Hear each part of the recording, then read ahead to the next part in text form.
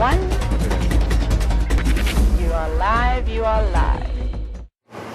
Good afternoon and welcome to the Sunset Safari. For those of you who are joining us for the first time, my name is Jamie and I have Bryan on the back on camera with me. Now, James unfortunately is going to be somewhat waylaid in his entrance onto the scene. Rusty is currently being tended to by the automotive doctors who are fixing all kinds of oil leaks that have sprung up in all kinds of places. So James will be out a little bit later with Jeandre. It's just a matter of them finishing off the job before they return back to the big cities. Because, of course, we are coming to you from Juma Arathusa. He is so covered in mud. Sorry, Wendy, I will get to the identity of those lions in a moment. But somebody's been enjoying a serious roll in the mud. And it is a hot afternoon. It's 25 degrees centigrade, which is 74 in Fahrenheit. Or else it's 24 centigrade and 75 Fahrenheit. I honestly can't remember which way around. Either way, it's in the mid-70s. Quite a hot afternoon in the middle of winter. No, it is 24 and 75 apparently. So this gentleman's been utilizing a quick trip to the spa in order to cool off. It's the first time I've been back to Treehouse Dam in a while, it seems. There's not much left. It seems to hold the water, or hold its water, a little bit longer than some of the other dams. But it's also starting to slowly evaporate. There's another buffalo enjoying the mud at the back.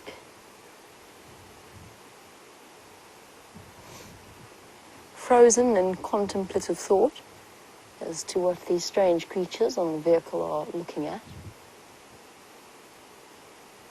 And at this point, the water does become somewhat fetid and unpleasant smelling due to vast quantities of buffalo urine and constantly stirred up mud. Not what we would describe as fresh, cool, clear water. What do you think, boy? Mud-covered horns.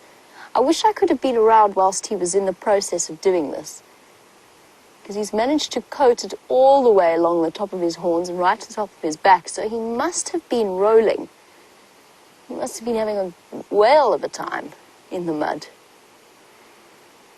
He's done an exceptional jobber. You missed a bit there, boy. But other than that, completely covered in the thick, glutinous mud, and looks like he might be thinking about returning.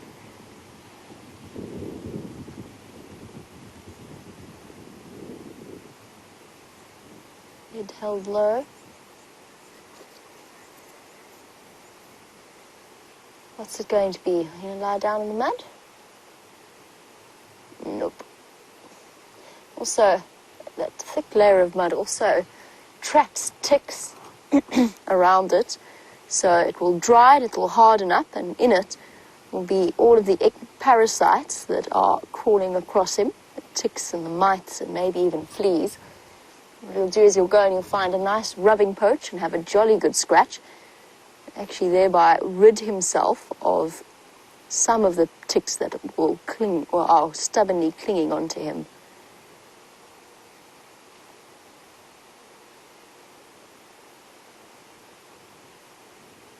Nope.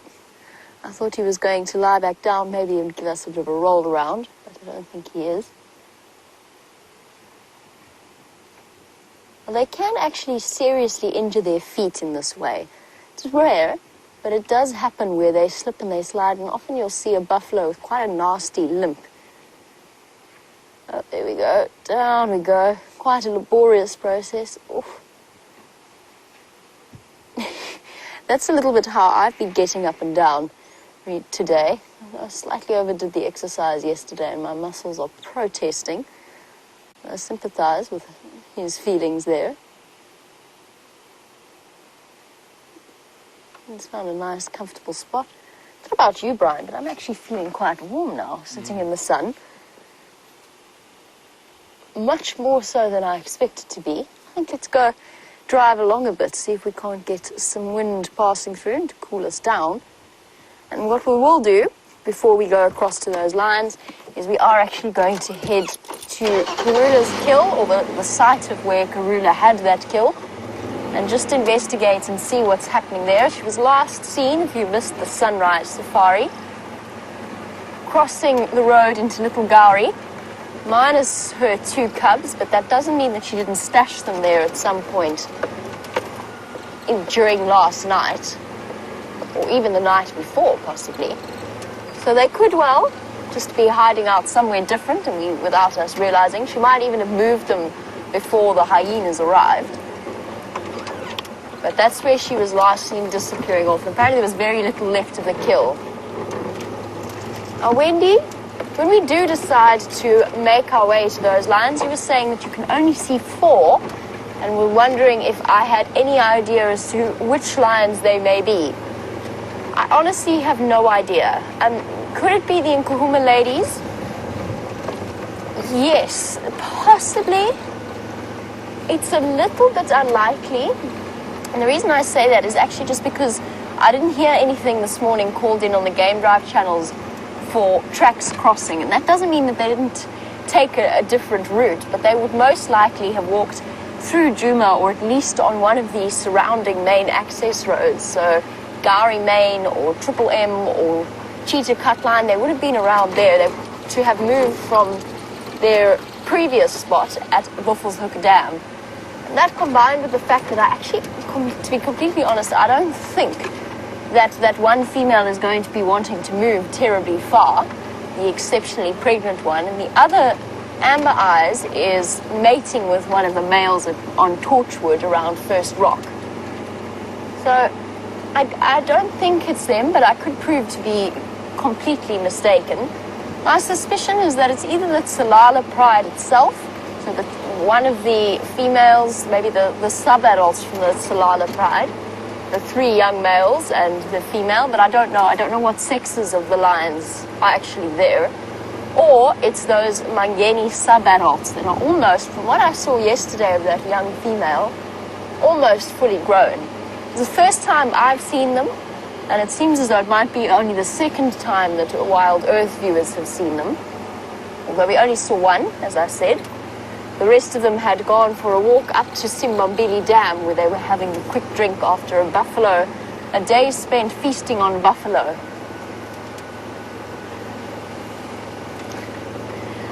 Jennifer, in the search for that lioness, I found myself quite cruelly smacked in the eye by a branch whilst off-roading, and I watched the slow motion replay because I had honestly no idea what had hit me. It was a very strange experience. It sort of seemed to come from behind me more than anything else. I don't quite understand how it happened.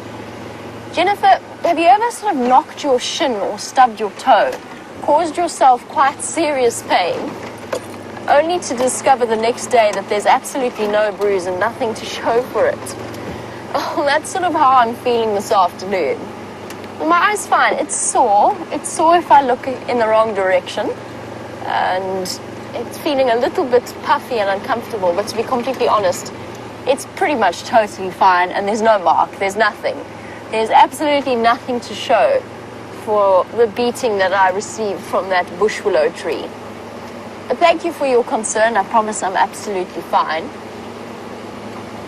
It's highly entertaining, only in hindsight.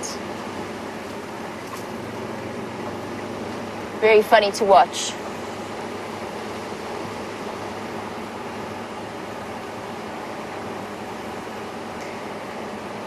Good afternoon, Sam Myers. I'm just heading to check around Karula's kill site, see if there's anything there. That's Sam heading out on around for a quick bumble.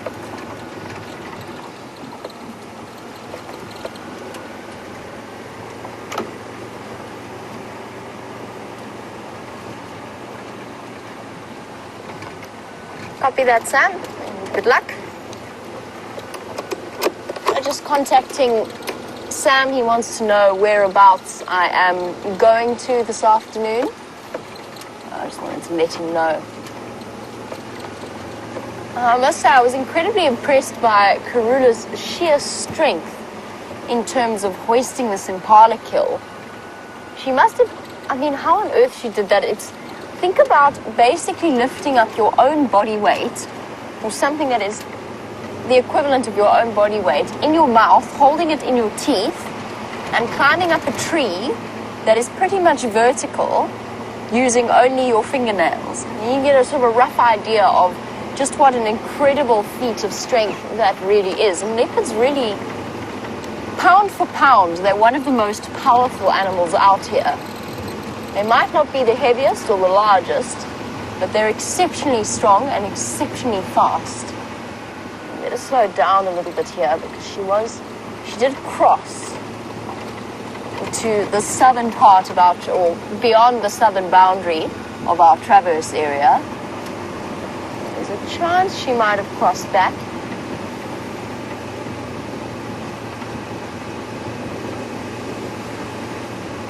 Well, there we go. We have the answer to the mystery of our lions at Arathusa that we will hopefully be going across to see.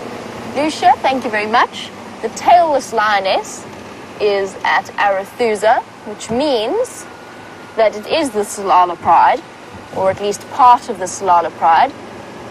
It consists of 3 young males, 1 tailless female who's actually very old now, and she falls into the story of the Mangeni pride to a degree. But she's the daughter of the original tailless lioness, the famous tailless lioness of Londolozi. Oopsie, where am I going? Sorry. Bryan, was this the marula tree that she'd hoisted it into? Had you been to this? Yeah. I hadn't actually been back to this since I first saw her on the Mother's Day morning. I'm going back to this kill site. Yes, that must be it. I don't really want to go off-road without any reason. Let's just check carefully. I don't see a kill hanging in a tree.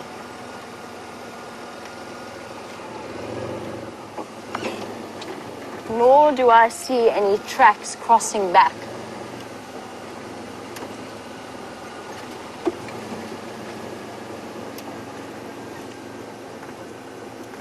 Doesn't look like that. It looks as though that kill has fallen down.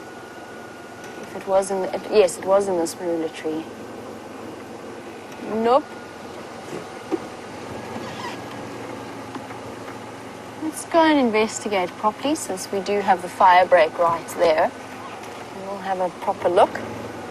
But it looks as though that kill's been dislodged, probably by scavenging birds,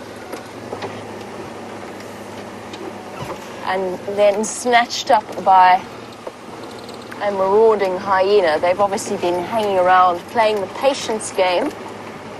And it's almost inevitable with a leopard kill.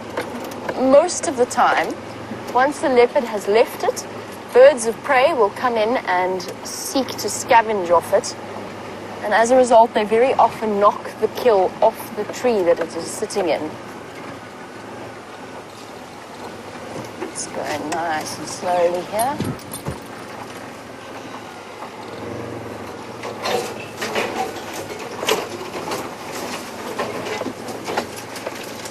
Everybody watch your heads and your eyes.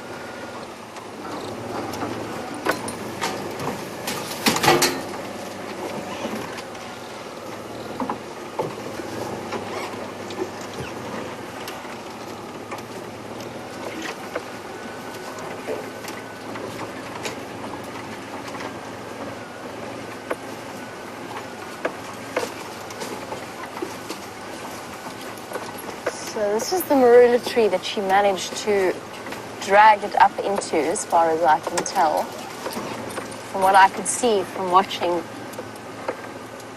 the part of the drive this morning. And it definitely doesn't look as though it's still there. And there's also no sign of our much beloved Queen of Juma. The kill was mostly finished, so she probably knew when she left that was going to be the last of it, and that she wouldn't be returning to this site. The hyenas, or the birds of prey, obviously had a bonanza snack at some point in the middle of the day. There's definitely no kill up there. I don't see anything. It is quite an extraordinarily high tree. And it's not easy to climb, and yet somehow she managed to get that kill up there.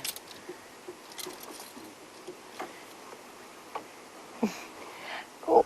Bryan's just going to do some quick windscreen wiping work while I have a double check that Karula isn't around here somewhere. You all know how cryptically colored a leopard is and how easily they disappear into the surrounding vegetation. I just want to make sure that she's not hiding up in the shade somewhere.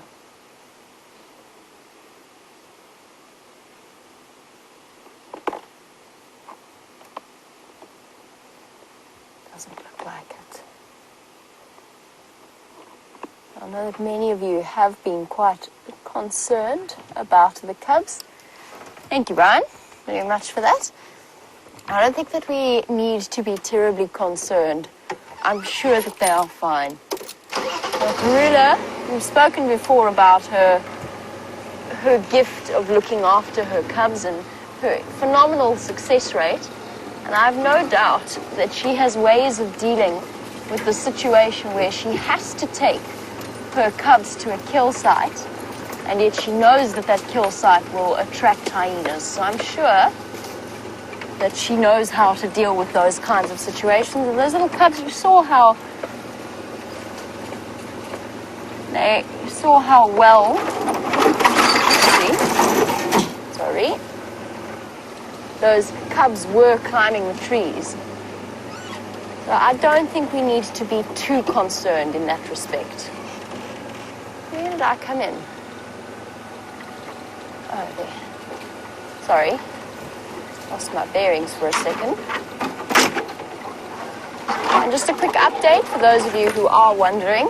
Rusty's still with the auto doctor.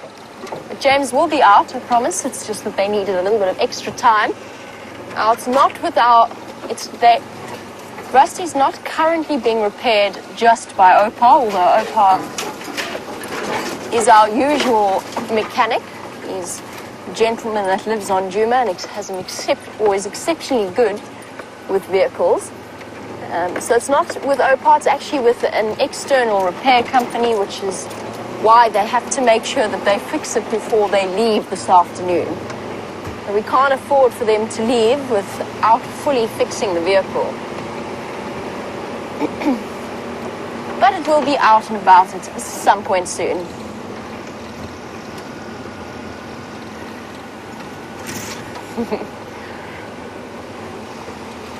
Now, Mr. Brent Leo Smith has met up with some much beloved faces, Scott and Nikki, in Durban. They actually drove him to the airport this afternoon to catch his flight back to Johannesburg. I hope he's had an amazing time with Scott and Nikki, who are very much missed by the WildEarth family. Scott and Nikki only very recently left us to search for new adventures, and they certainly, from what I've seen, seem to be finding them. I hope they had a marvelous time. I look forward to hearing about it, and I'm sure Brent will look forward to telling you all about it when he returns back on drive. And just since we are chatting about him, for those of you who are concerned, he had an injection into the hip joint today, and I'm sure he will look forward to telling you all about the gory details in great depth and with enthusiasm.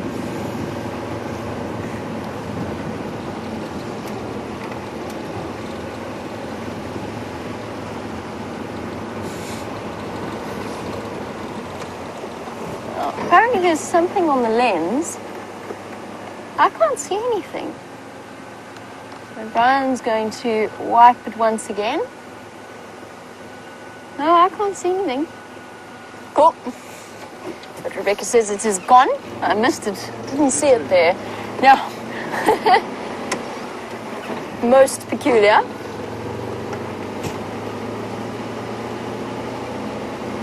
But yes, Brent will be back at work actually relatively shortly, so you can all look forward to hearing about his future plans and what is happening with his hip once he does return to work. And Unfortunately, it seems as though that elephant did a little bit more damage than we initially realized. But he'll be absolutely fine, and you know Brent, he bounces. He'll bounce. I don't think he enjoyed the cortisone injection in the hip joint, though. Ooh.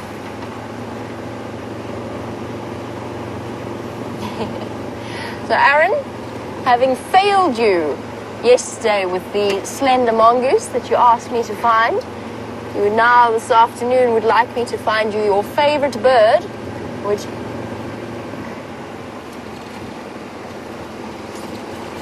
Sorry. Copy that, thank you, Sam. Just letting Sam know that I heard his message about a large breeding herd of buffalo at Sydney's Dam. But Aaron wanted us to find him his favorite bird, the African fish eagle. Sure, it might be a little bit tricky, Aaron, just because most of the dams don't have much in the way of fish left, and the fish eagles have moved to areas where the rivers are flowing and there's plenty of fish for them to catch and to pluck out of the water. I'll do my absolute best. There is one that sometimes hangs out around Arathusa Dam. It's been a long time since I've seen one around Jeandre Dam. We'll have to attempt to look there, Aaron, see if we can't find that lovely bird.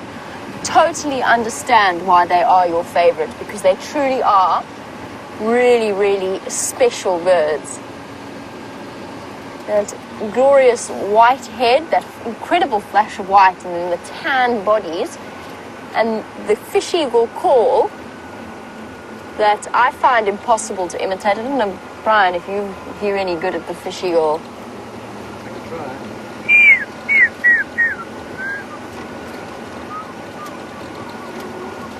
Oh, you see, Brian gets the perfect vibrato in there.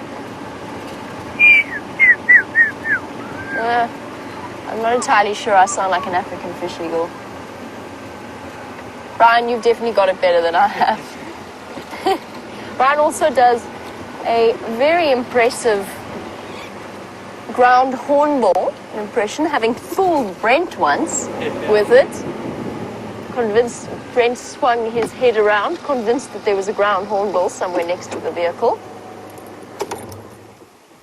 He also managed to convince a black-bellied bustard once to respond to his call.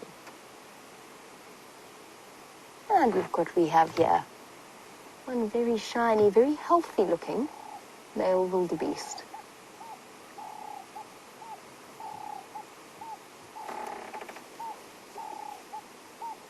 He is absolutely stunning. Oh, been plagued by flies. I've actually noticed over the last few days the flies have been loads better, at least for us. The animals still seem to be suffering a little bit. You can see his tail swishing about to flick them away.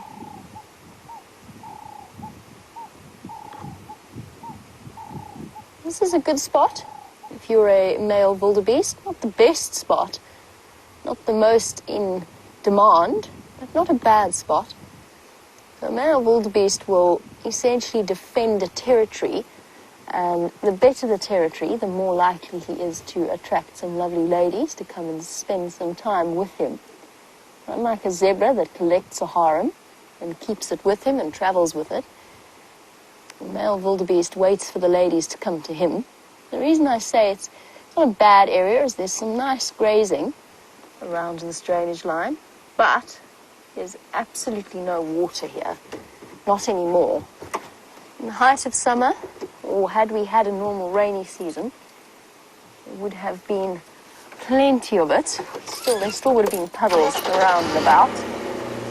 But unfortunately, that has not been the way this year. I'm actually not going to go this way just because we're about to have a school drive jump on the back with us. And I'd rather take them, or not be on the main road when they come and join us. So we'll go see what animals we can find them.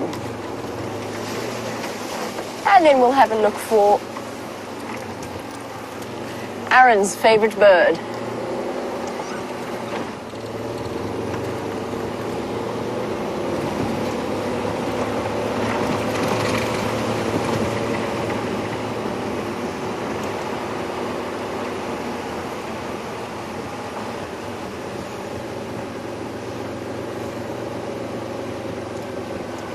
As we drive along, Ashley, you were wondering about the logistics of running such an operation. How do we put petrol or diesel into the vehicles? And you're wondering if we have a pump or how we go about it.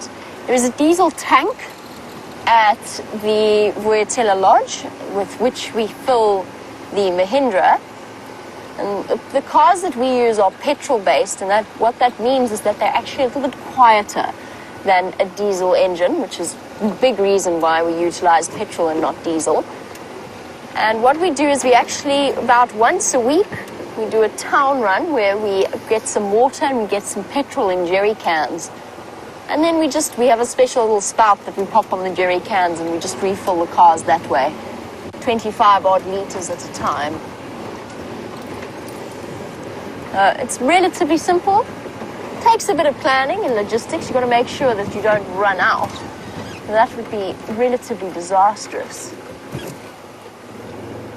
Oh. I'm going to try and show you an African hippo.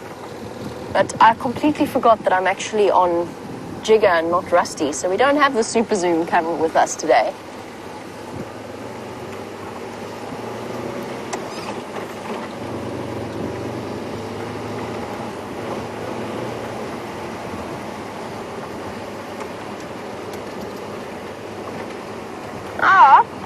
News has changed, and it seems as though Rusty will not be up and running this afternoon, and that James will instead be doing a bushwalk with you rather than driving about on Rusty. Obviously the problem's much like Brent's hip being slightly worse than anticipated. I hope we'll all sort of keep Rusty in our thoughts as it goes to the auto doctor, and hopefully it'll be back up and running shortly.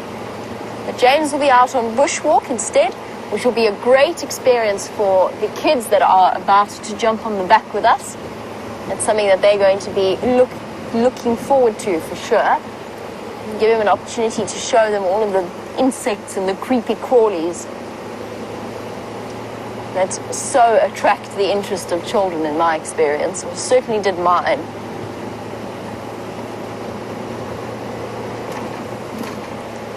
Come on, Bryan, we have to find some animals for these kids. So quiet out here.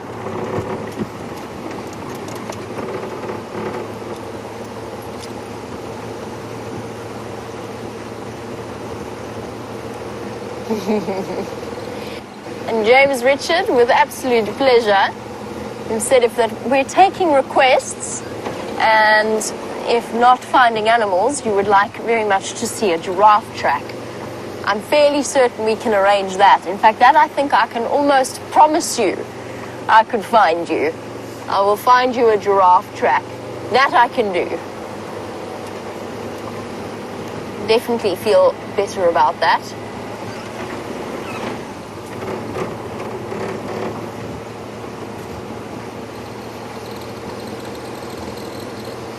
Wonderful news and a big hello to the first grade class of the Glenwood Elementary School. So welcome everybody from Mrs. Altman's class, and I hope you're really, really excited to go on a real live safari. So what you're seeing in your screens is happening right here on a game reserve in the Sabi Sands area of South Africa. So it's a place that's famous for lions and leopards and elephants. Now, how many of you have seen documentaries on different lions and leopards and maybe hippo or buffalo? I'm sure a lot of you had, and so much of that was actually filmed here. But what's different about that, what's different about what we do, is that what you're seeing on your screen is happening in real life, which means that you can actually ask me questions about what it is we're looking at and what it is we're seeing. So how this all works is, my name is Jamie, and I'm going to drive you around, and I'm going to look for animals. And then I also have Bryan, who operates the camera. Bryan sits at the back, and he points the camera at the different things to show you. And if you're extra specially good and well behaved on a game drive, then every now and again a very special character might also make an appearance. And he is known as the thumb. The thumb only comes out every now and again, so you've got to look really carefully. You've got to pay close attention because the thumb will always come as a surprise. Now, it's not just me out here. There's also a man called James, and he's out walking through the bush. So let's go and say hello to him.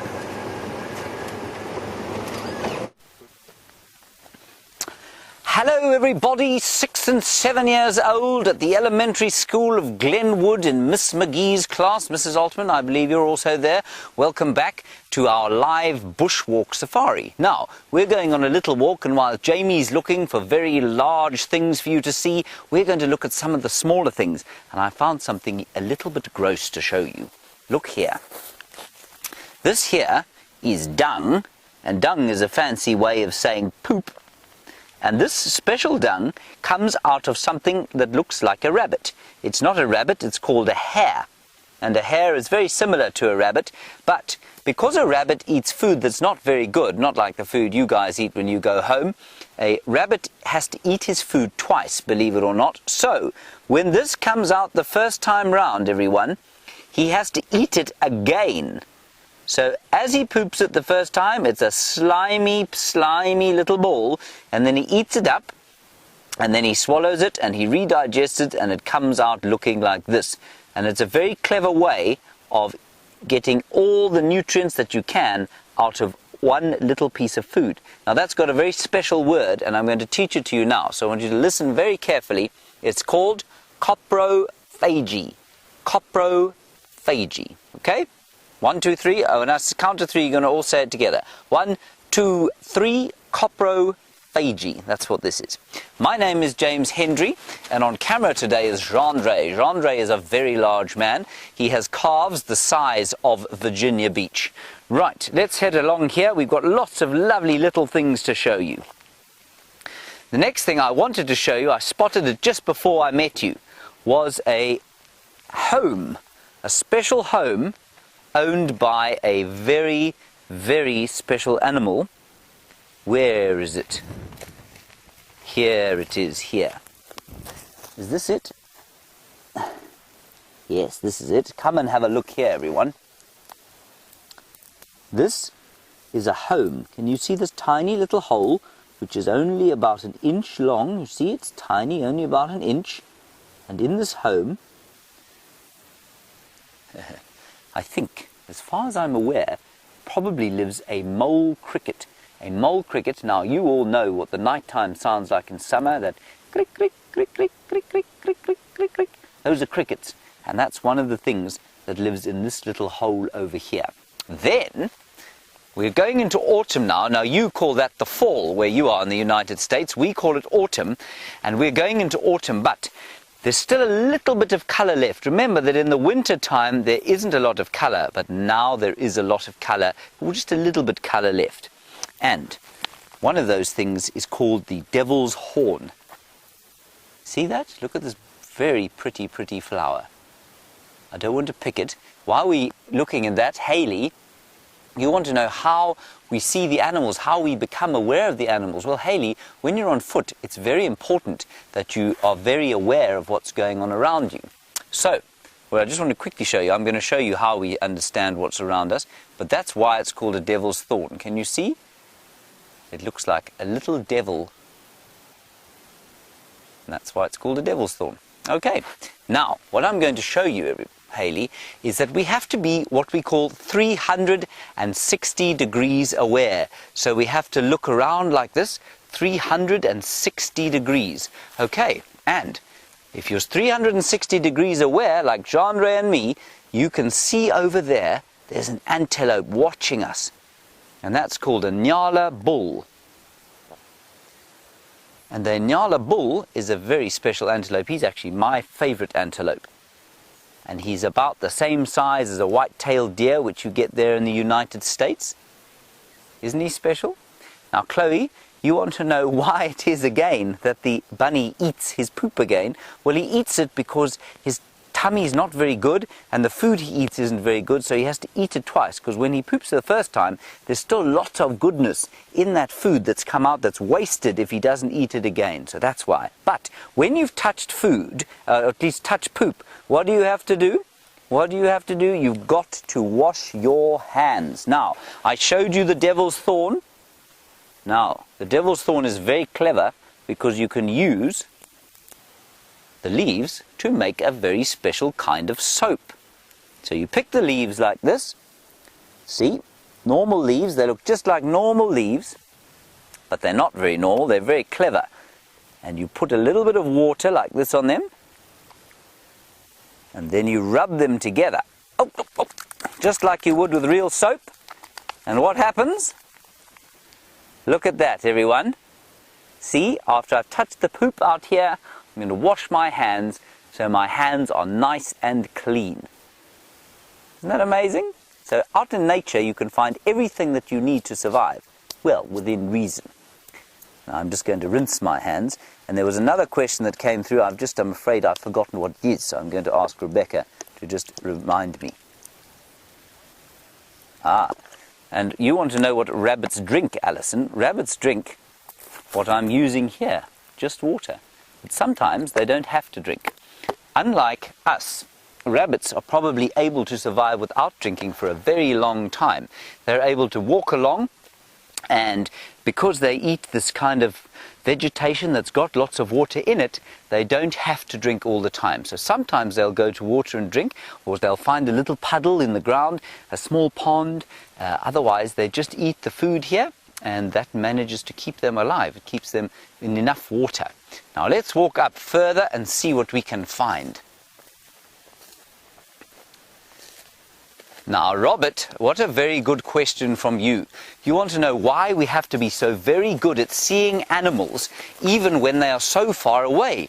Well, Robert, if they're not so far away, we might get ourselves into trouble. So, there could be an elephant behind a tree there, or a buffalo behind that bush over there, or a lion behind that termite mound over there. So we have to watch all the time, keeping careful look.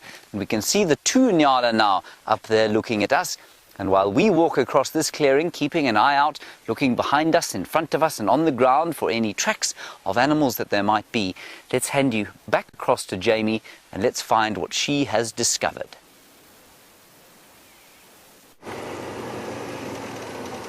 All the animals seem to be hiding this afternoon. We have to say very softly, come out, animals. We don't want to shout it though, because we don't want to scare them away. Devin, you were wondering about what a lion habitat would be, or where would a lion live? And we're in the perfect place to see lions. So look really carefully, because a lion could be hiding under any bush out here. Oh, we've spotted something and it's not a lion. Oh, and it's flown away. It's being chased. Look at that. Now, believe it or not, that tiny bird, well done, Bryan. Incredible camera work. Now, believe it or not, that tiny black bird that you saw flying there, he was chasing the eagle and not the other way around. So that little bird called a fork-tailed drongo actually scared away that big, heavy bird, because the big, heavy bird can't fly as fast as the fork-tailed drongo, and it can't change direction as quickly. So the little fork-tailed drongo was dive-bombing it and busy darting backwards and forwards because it knows that it's too fast for the eagle to catch. Isn't that incredible? Why do you think that the fork-tailed drongo was chasing that eagle away? Do you think maybe it was protecting a nest? Might be. But because we're going into winter, there's not too many birds out here that are going to be laying eggs in winter time. Much better to lay your eggs in summer when there's plenty of food. Unfortunately, as we drive along, it's actually a very hot day. I know that James was discussing the weather. Very hot, very sunny day, but we are in midwinter. And Devlin, you were wondering, do we get many storms? And the answer is, in summer, yes, we get huge storms with crashing lightning and thunder and lots of rain. We usually do. But unfortunately this year we're in a very bad drought, which is exceptionally sad for all of the animals because it means that they don't have any water to drink and they don't have very much food either. All right, I know that James was showing you some soap that you can use in the bush. Have a look at this tree. Oh, I'm going to jump out and I'm going to grab some leaves and I'm going to see if you can guess. It's like James's soap, but it's a tree that you can use for another thing that you might find in the bathroom. So let me go grab some leaves to show you. And it's okay to take a few leaves. I'm not going to take too many, so they will grow back. You don't need to worry. Here we go. Now, have a look at these leaves. Really, really soft. Soft and fluffy, and unlike a lot of the trees out here, it's got no thorns. So nothing sharp to prick you. So what do you think that you could use this for? Something else that's very useful to have in the bush in an emergency. Not soap, but something else that you would find in the bathroom. And for those of you who guessed toilet paper, you are absolutely right. If you're desperate and you don't have any toilet paper or loo paper, then you can use the leaves of a weeping wattle tree. So another thing that nature provides that you would use in, or you could use to replace what you would have to buy in a shop. Now, Haley, you were wondering about where we get our water. And the answer is most of our water, the water that we drink and the water that we shower with, comes from deep underneath the ground. So what they do is they dig something called a borehole. So the borehole goes right down below the surface of the earth and the water gets pumped upwards, pulled upwards by a giant pump. And then it gets sent to us in the lodges and in our houses so we can have water to drink and we can have water to wash with as well.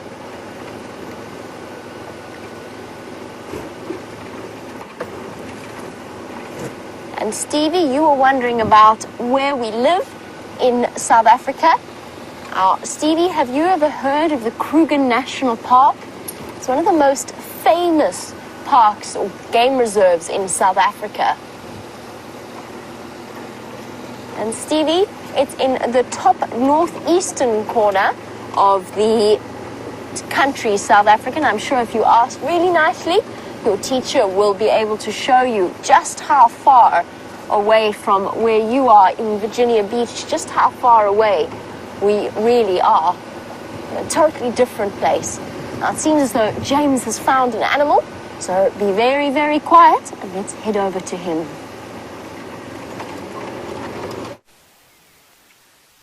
Now I want you to be very, very quiet because there's a very small animal. Just look over the top of my stick there. You can see something that looks a little bit like a rat, but it isn't a rat. It's called a mongoose, and that's a dwarf mongoose. It's the smallest mongoose we get out here. We get 4 or 5 kinds, and that's the smallest one, and he lives with his friends and his family, and they live in what we call a termite mound.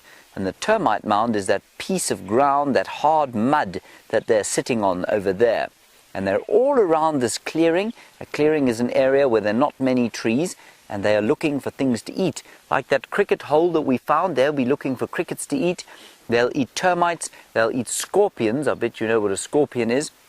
And they might even sometimes eat very small snakes. These chaps will. There's another one over there, Jeandre. You can just see its head popping out the ground. Have you got, can you see it there?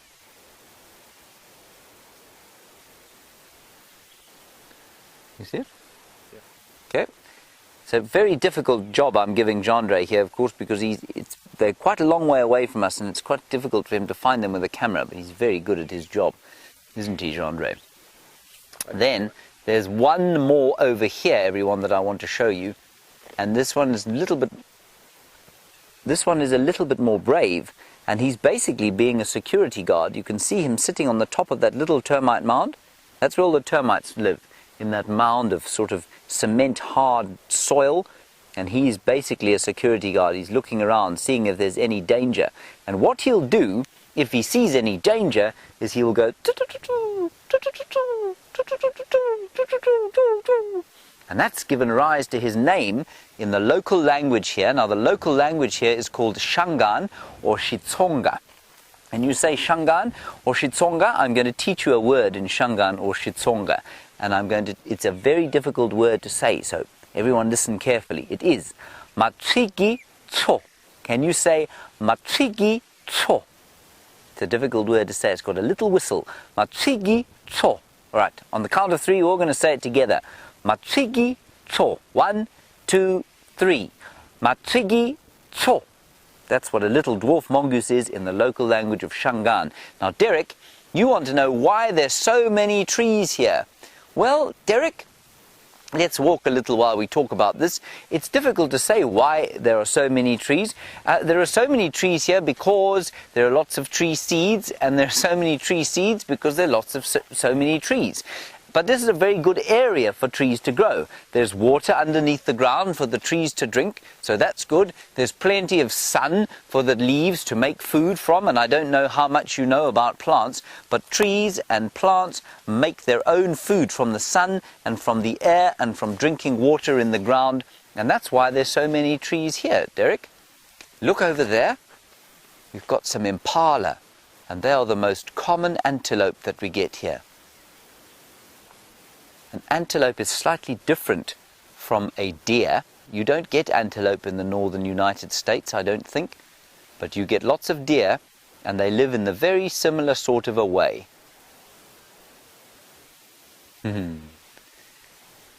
Now, Avery, you ask a very good question because we're going into the winter time, and you want to know how it is that these animals survive during the winter time if they don't have any homes to go to. Well, Avery, out here in South Africa, it doesn't get that cold. It only drops to about 40 degrees Fahrenheit, which is about 4 degrees Celsius, so it never gets very cold here. For us it's cold, but it doesn't get as cold as it does where you are at home. And it never snows here, there's never ice. So these animals, what they do is they just get a long coat. Their hair gets a little bit longer and they look a bit more fluffy during the winter time, and that keeps them warm. And we're going into winter now as you go into your summertime. Unlike your animals, of course, out there in the United States, which some of them will get long coats like that. Some of them will have to go into a cave, like a bear will have to live in a cave and go to sleep because it's too cold for them to be outside. But even animals in the United States and even in Canada, where it gets really, really cold, they are able to survive without a home because they have what we call special adaptations. They get thick fur, sometimes they get very fat, and that keeps them nice and warm. So all animals that live outside are able to cope with very cold temperatures. Anthony, you ask a very clever question. You want to know if a salamander is a type of lizard. And I'm going to ask Miss McGee to show you a picture of a salamander because I don't have one right with me now. But you want to know if it's a type of lizard? Anthony, it's not a lizard. It's called an amphibian. That means it's a bit like a frog. Okay, so let's head back across to Jamie, see what she's found, and I'm going to head up over there and see if we can't find something else interesting to show you. See you just now. Look what we have found here. I'm going to keep my voice down nice and low because look carefully at the animal at the left. Can you see the baby behind the mom? Can you see it drinking? It's busy suckling milk. So it's a tiny, tiny baby.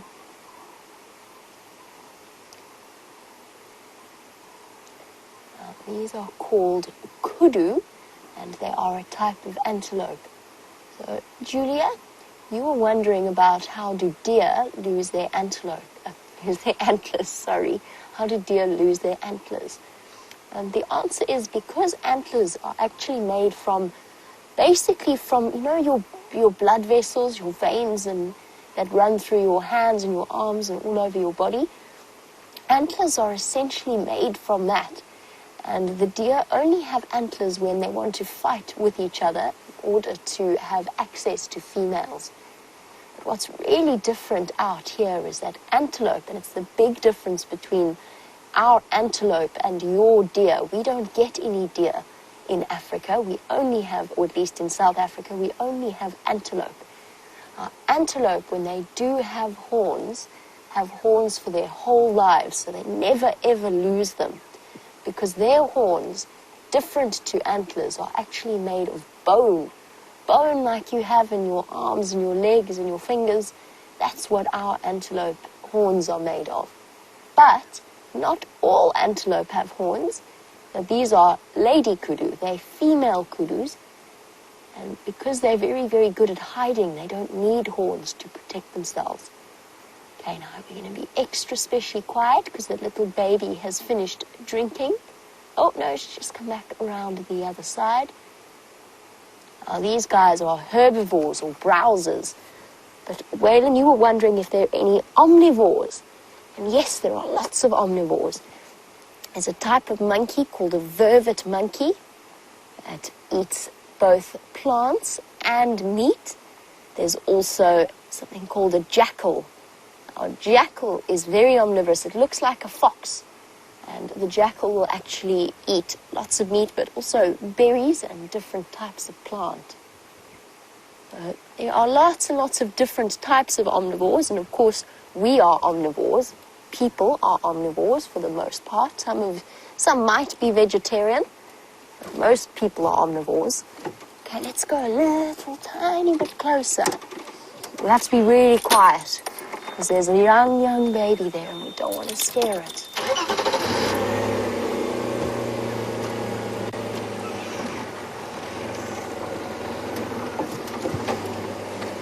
Now, Chloe, you were wondering if I've ever seen a ghillie monster, and I hope you were all looking there. If you weren't paying attention, you might have missed the special appearance by the thumb. So, you wanted to know if I've ever seen a ghillie monster. I don't know what a ghillie monster is. You'll have to tell me what it is. Here's a male kudu. Isn't he beautiful? So there's a kudu with horns.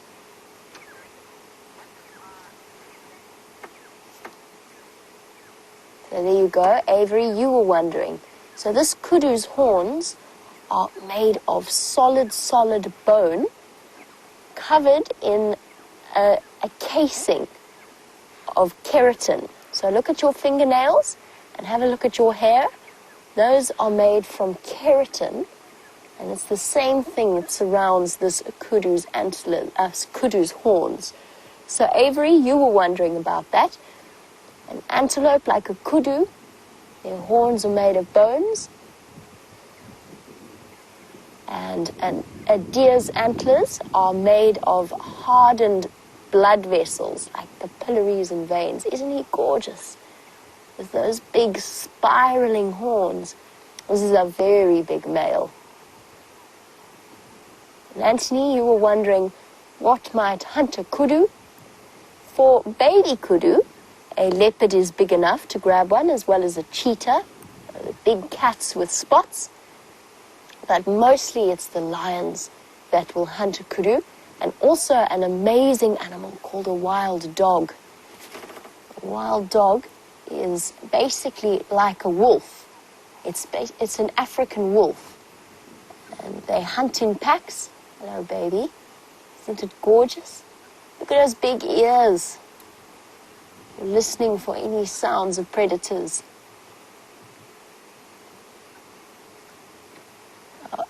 They're on their way to disappear into some thick vegetation. You better go, baby. Mommy's leaving you behind.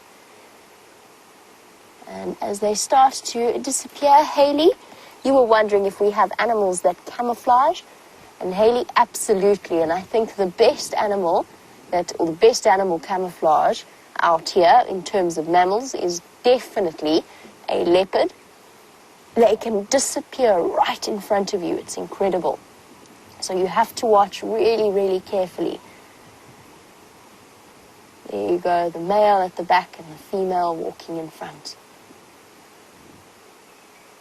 We're going to head across to a waterhole, but while we do, let's go across to James and see what creepy crawly he has found. Look at this, everyone. It's a termite mound. And there are millions and millions of termites living in here. And you're currently looking at a soldier termite. He's got nasty, nasty jaws on the front of his head. And that helps him to be secure and to help the other termites survive when they're attacked.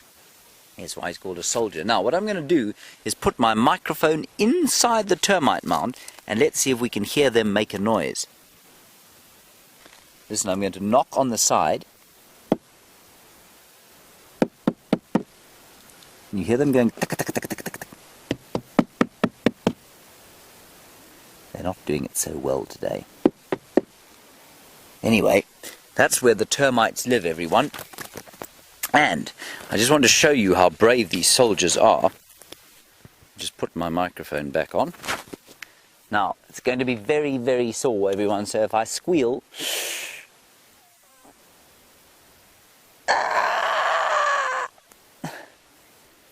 You see, they're attacking me, they're biting me. Let's do another one, and I'll just show you how strong they are. There we go. See how strong he is?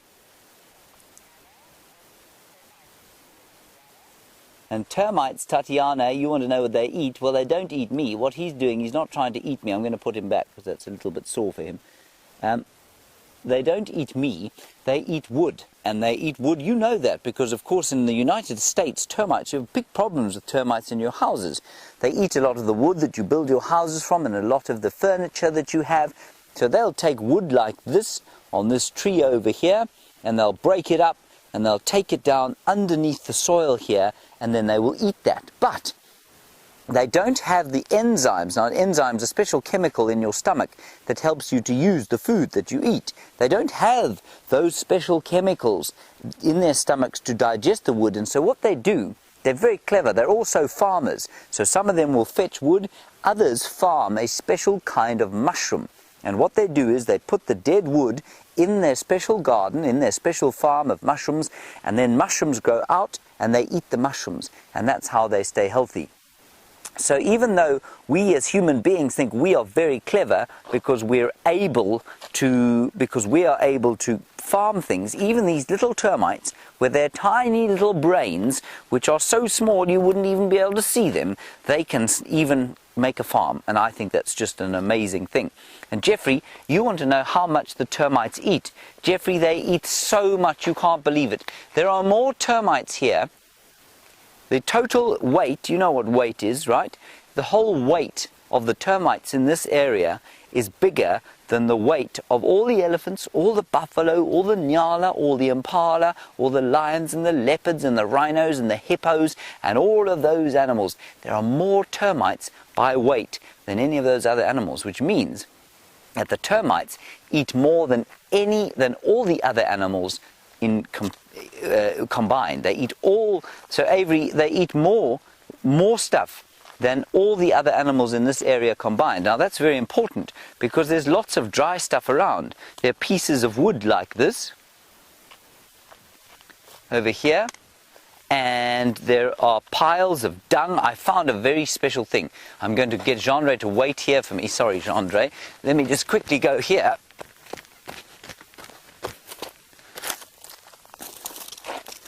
Avery, they also eat this. Do you know what this is?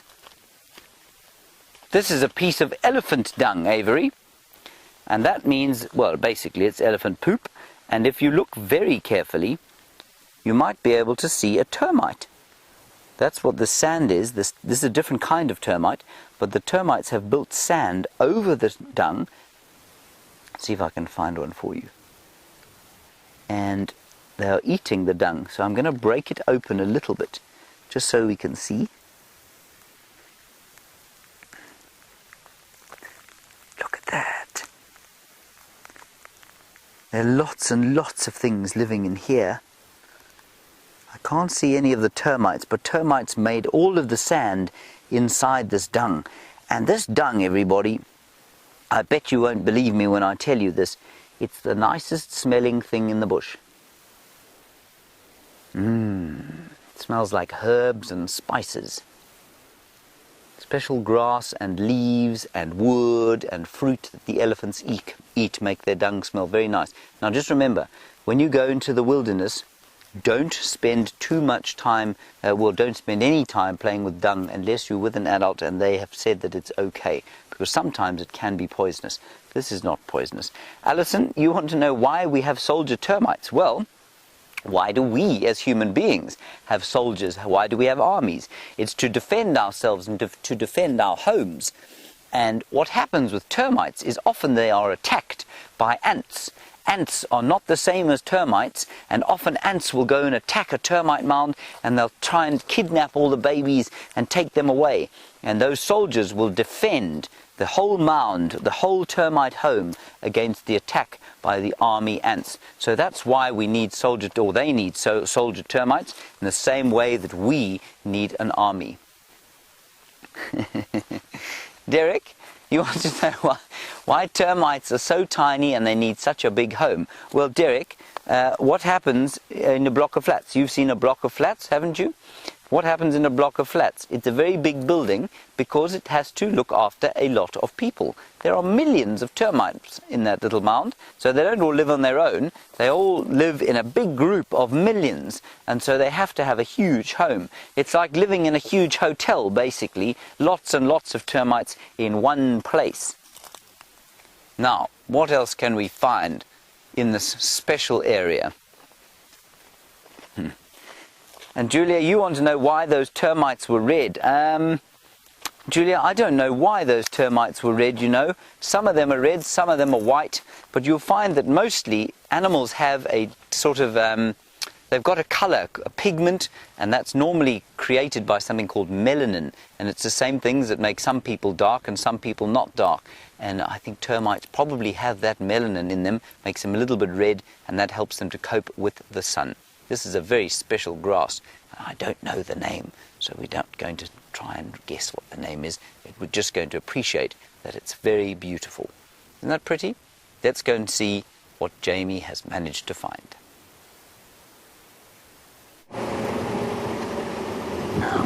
I've just spotted one of the most incredible animals out here. And in fact, there's a whole herd of them hiding in the trees. We were asked about whether there are any camouflaged animals. Look closely. Oh, that is a Cape buffalo. The wind blowing. Bryan's just telling me that the wind is causing lots of funny noises on the microphone that I'm wearing, so I'm just covering it up nicely. It's actually quite cold now, Bryan. Whilst it's a bit cold, Alexander, it's not quite a hurricane strength just yet. So no, we don't get hurricanes. We're actually quite sheltered here in South Africa. So no hurricanes here. Sometimes there are big, big storms that almost feel like hurricanes. But because of the ocean currents where we are, we don't get bad hurricanes.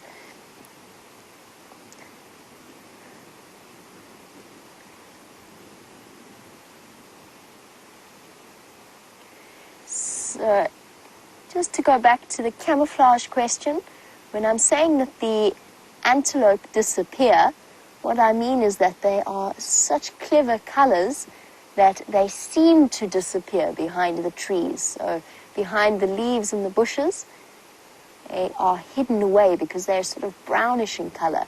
Now these buffalo are a bit darker brown, so they don't really disappear too much. But because there's lots and lots of them, and there could easily be 100 buffalo here, because there's lots of them, they don't have to worry about hiding away, and they're very big, strong animals. And they might look like cows, but they're actually closer to, or more similar to bison in a way. They can be grumpy just like bison, particularly the male buffalo. Most of these are females, and keep an eye out for babies. Anthony, you were wondering about what buffalo eat. Grass. These buffalo eat only grass. Sometimes they might nibble on a leaf or two. Hello. See how that buffalo's just seen us? With its head up in the air. Now, buffalo's got really, really bad eyesight. So he or she, in this case it is a she, relies far more on smelling and hearing things than they do on seeing things. They've got much better hearing and sense of smell than we do. And a buffalo, I know it's hard for you to see, but a buffalo is huge. Can be close to 2,000 pounds in weight.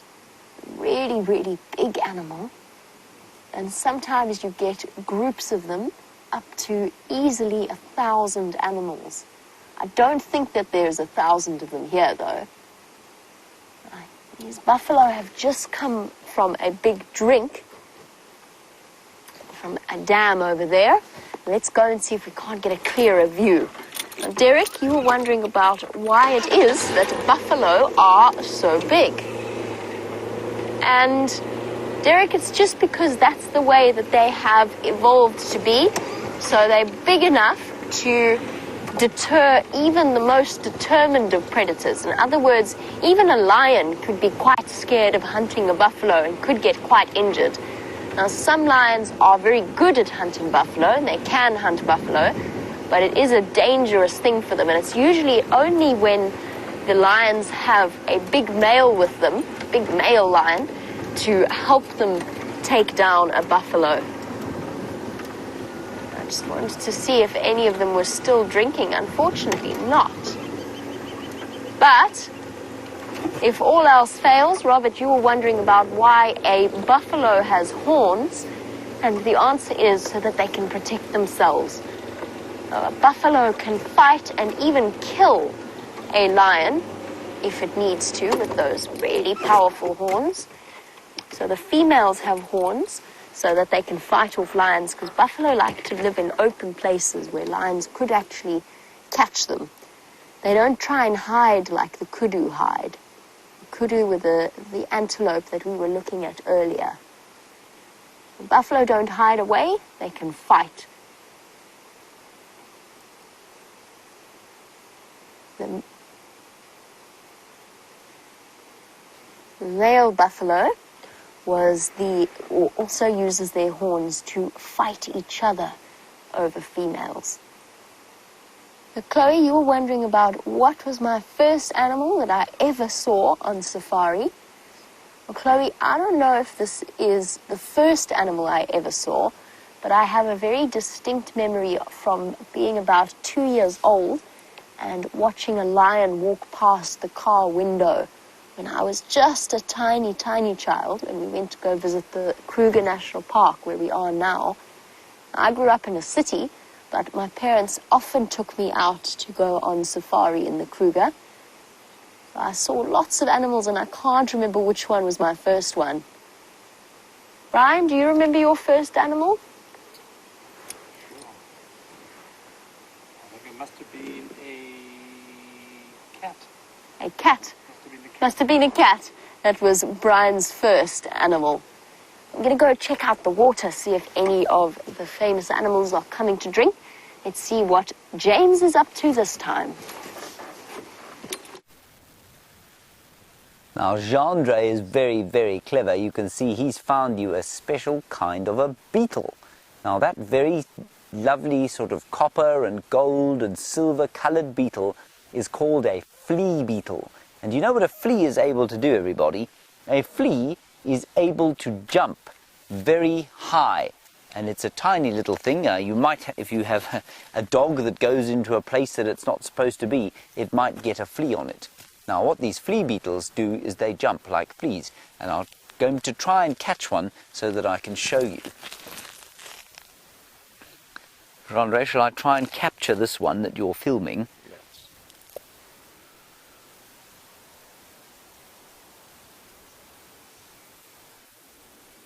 Oh, I've got him.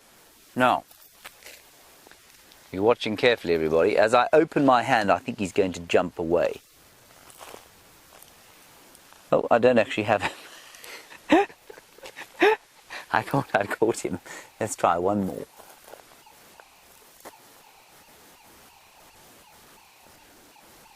They're so very good at jumping. There we go, I've got this one. Okay. Now, what I want to show you is how he's able to be so good at jumping. And if you look very carefully there, you can see that he's got very strong back legs. Can you see them, Jeandre? Can you see his very strong back legs? There. There. There. Look, that back leg sticking out there, that's a very strong back leg. Any idea? Have you got him? Yeah. That very strong back leg. It's like you having a very strong leg just above your knee. That's the same joint there. It's called a femur. Now, I'm going to close him up, and Jeandre is going to see, we'll see if he can jump off my hand. Okay, oh, watch, here we go. There he is. Look at his big strong back legs. See if he jumps or flies. That's a flea beetle. Oh, I think he quite likes me, don't you, Jeandre? I think he's my new friend. Go on, back to you. Now, Waylon, this is actually a very, very special time we're having with this bug. We don't often see bugs like this. Waylon, you want to know what they do in the winter? Well, Waylon, oh, he's gone. Isn't that amazing? He jumped and he flew at the same time. Okay, let's keep walking. Waylon, bugs basically die in the winter, most of them. Some of them will go under the ground and sort of sleep or hibernate or estivate, which is like hibernating. But many of them will only live for the summertime, so they have to make the most of life during the warm weather when there's lots of food around. Now, we had another very clever question from Tatiana, who wants to know what kind of plants we have here. Tatiana, we've got probably at least, say, 200 different kinds of trees, probably 200 different kinds of flowers, and lots of different things in between. So, just to show you a few of them, we've got different kinds of grasses. These are grasses. One is called a three-awn, one is called a signal grass. That's this one, it's called a signal grass. And then we've got trees. You've seen all the trees around us. And then we've got flowers, like the flower that we saw early on, the devil's thorn. And there are lots of different kinds of flowers that we get here. And then we get things like funguses, which are not flowers, they're not plants. They're actually a different kingdom. But we still have funguses. And we've also got things like, I'm forgetting one. We've got things like sedges. Come, I'll show you a sedge. Jeandre, come over here. Here's a sedge, everyone. Now, this looks like a grass, but it isn't a grass. In fact, there are lots of interesting things over here. Let's have a seat. Sit down here, everyone. Now, this special plant here is called a sedge, and although it looks quite fluffy and nice, with its very pretty pink anthers, see that? That's the pollen. You know what pollen is, don't you? That's what bees use to make their honey. They use that yellow stuff there called pollen. Although it looks fluffy, it isn't. It's got a nasty little thorn on it.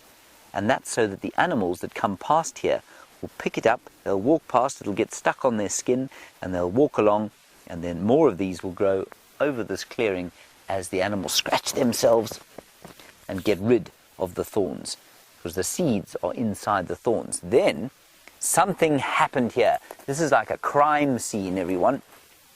There was a big crime here. And what happened is that something was killed. You see here?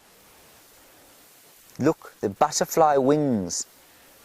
A special butterfly called a blue pansy died here.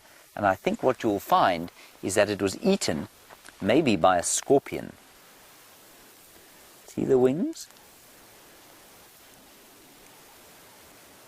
Special wings. Look at the different colors. There's blue and there's green and there's orange and there's white and there's black and there's purple in one butterfly's wing.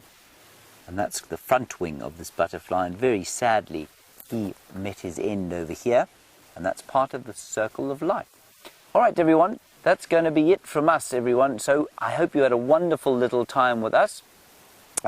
You're going to go off and enjoy other learning experiences today. We're going to carry on walking through the bush here and enjoying the discoveries and adventures that we have out here in the northeast corner of South Africa, here on the brilliant continent of Africa. Have a lovely day, and we'll see you next time. Bye-bye.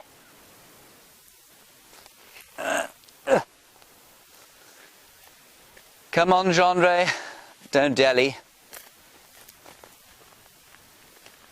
Right, everybody, we're going to continue on our walk. I shall no longer speak like this because we are talking now mainly to adults, but to some kids, but they are not in a school. Right. It's always a little difficult to kind of re-level, if you like, after a school drive. Anyway, let's carry on along here and see what we can find. There's a very pretty butterfly over here. It is an African joker. You see it there.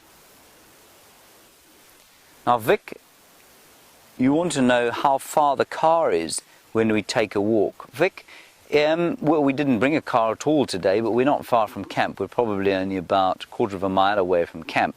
But sometimes, I mean, we'll walk out of camp and we'll be, I don't know, a good sort of an hour away from the car or the camp, which is perfectly okay. I mean, you can do extended trails in this area without being anywhere near a vehicle, which is perfectly safe. Well, I mean, it's relatively safe.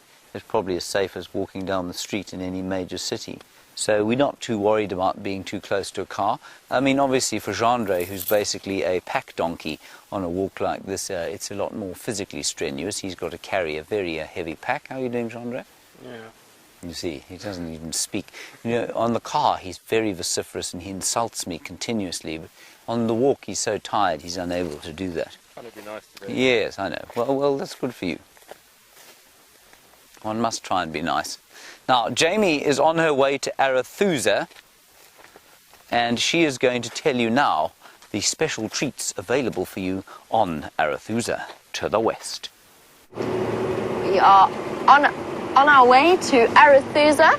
Now, those of you who are keeping an eye or half an eye on the Arathusa Dam camera, apparently the lions are stalking something around there, so we're going to go start making our way towards that direction and pop ourselves in the queue to go and see those lions. That's something exciting for us to all look forward to. I'm taking the quickest route for now, which is the boundary between Djuma and Arathusa, the triple M boundary. Now, it's interesting with lion prides with that sort of dynamic is that you are far more likely, in my experience, to see lion prides with sub-adults in it hunting at odd times and hunting at odd hours. And that's because the sub-adults are almost constantly initiating hunts, whether or not it's to practice or because they're feeling particularly hungry. So it's a horrible thing being a sub-adult because they need a lot of food, but a lion pride is not a generous place in which to grow up.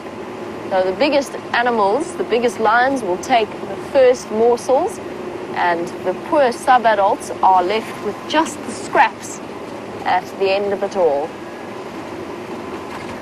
So the sub-adults, that might be one of the reasons why sub-adults initiate hunts like that.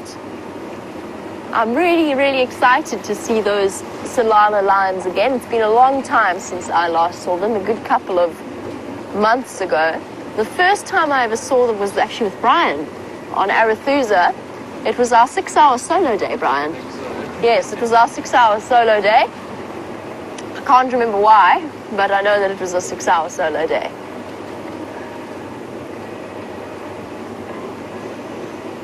And of course, being on Arathusa also always, with that comes the possibility of encountering Shadow at some point. Oh, I feel as though I'm involved in a game of chicken here. And I think he's probably going to win. And let's give him some room there. Was it?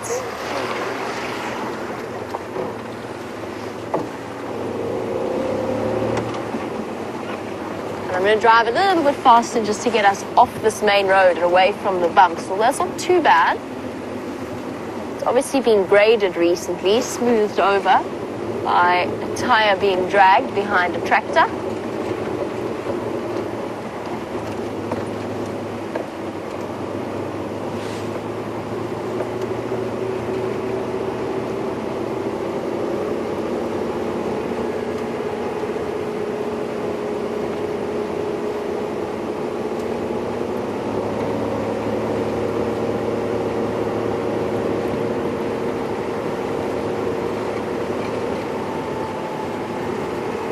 while we race across towards Arathusa. Let's head back across to James, who has a spider that caught a fly.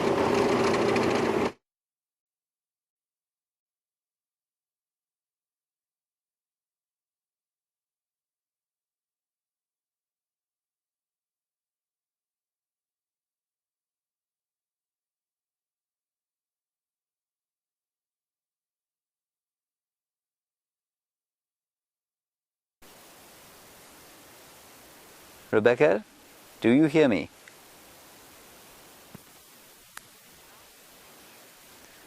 Right, we froze, everybody. Sorry about that. There is a fly here being eaten by a spider which looks almost identical to a shriveled up plant on this monkey pod or senna tree. And it has now moved. Can you see it, Jeandre?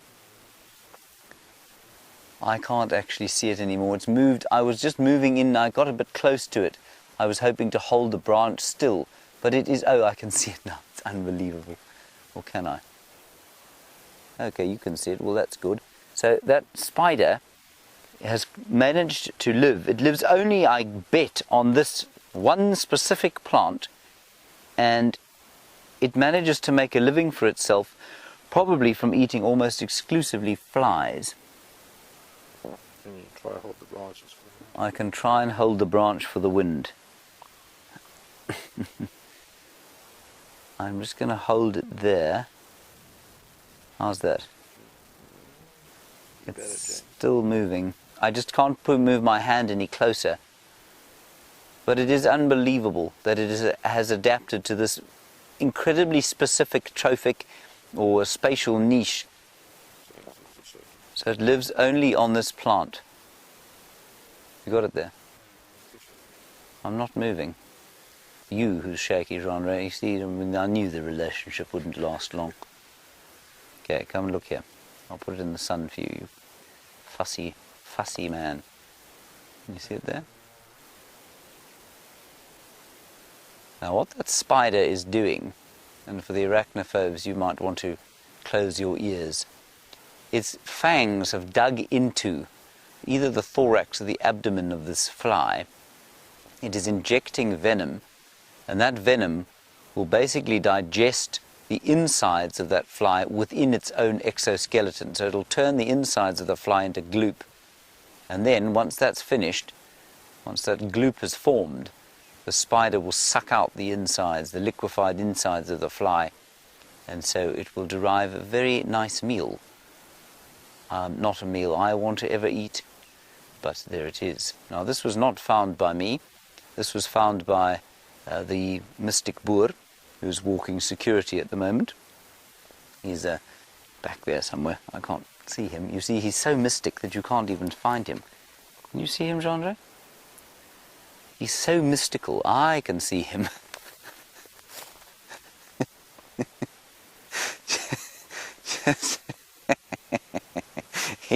He's moved his arm. He was behind that tree over there, scouting about for things that might want to come and bite us. Anyway, he's over there keeping watch.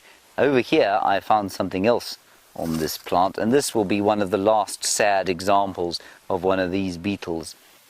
And he is a fruit chaffer, and I want to get him in the sun because he's so very pretty. I'll put him back.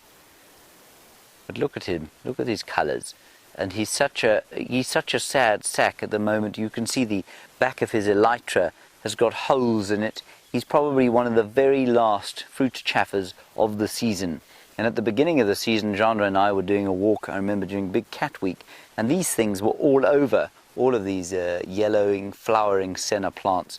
Lots and lots of different kinds of fruit chaffers. And this is probably the last fruit chaffer of the season. As I said a few days ago, it's always a bit of a nostalgic time for me, this. I don't know why, as the summer season comes to an end. Anyway, let's put him back there, this little sad sack, and he can enjoy his last moments. I don't think he's going to live for very long, to be honest. There you are. You're now in the sun, you see. I did you a favour. Okay, we're going to make our way slowly back sort of towards the camp now. We are hoping Rusty is back up and running.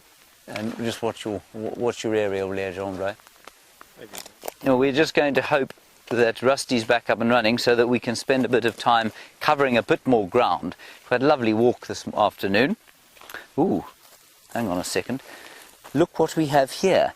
Also a nostalgic time, and very few of these there have been this season because of the lack of rain. A dung beetle. Look at him. Isn't he great? Very happy on a piece of dung. And you can see there have been a number of dung beetles around here because the elephant dung has been spread apart. It's not in those obvious balls, and you'll probably find a few dung beetles underneath here. That's nice to see. There have been so few this season. Every time we've had a little bit of rain, and we had a little bit of rain 2 days ago, in fact it was yesterday, these dung beetles come out of the ground and they start to eat the dung, and then they'll disappear again as the dryness comes, which is very sad. Now, apparently I need to explain to you how it is that we are able to broadcast the signal to you. Well, there's a backpack, and Jeandre is carrying the backpack. I'm going to take the camera from him and show him. He's going to be so cross right now. He is pulling a face like you can't believe. Give me the camera. Give it to me now. Give it to me. There we go. Jeandre will be out of focus because I am a poor... Oh, there we go. There you go. Perfectly in focus. There we go. And there's the backpack. You see? That's Jeandre shaking his booty. And that is the backpack. It's quite heavy, I must say. And it's very tall. Yes, no, look, for someone as powerful as you, Jeandre, with the calves the size of Connecticut, obviously it's not heavy, but for someone of my diminutive proportions, it would probably be totally impossible for me to carry it. It's also very tall, which means that Jeandre walks continuously into trees and bends the pole, and it's very irritating.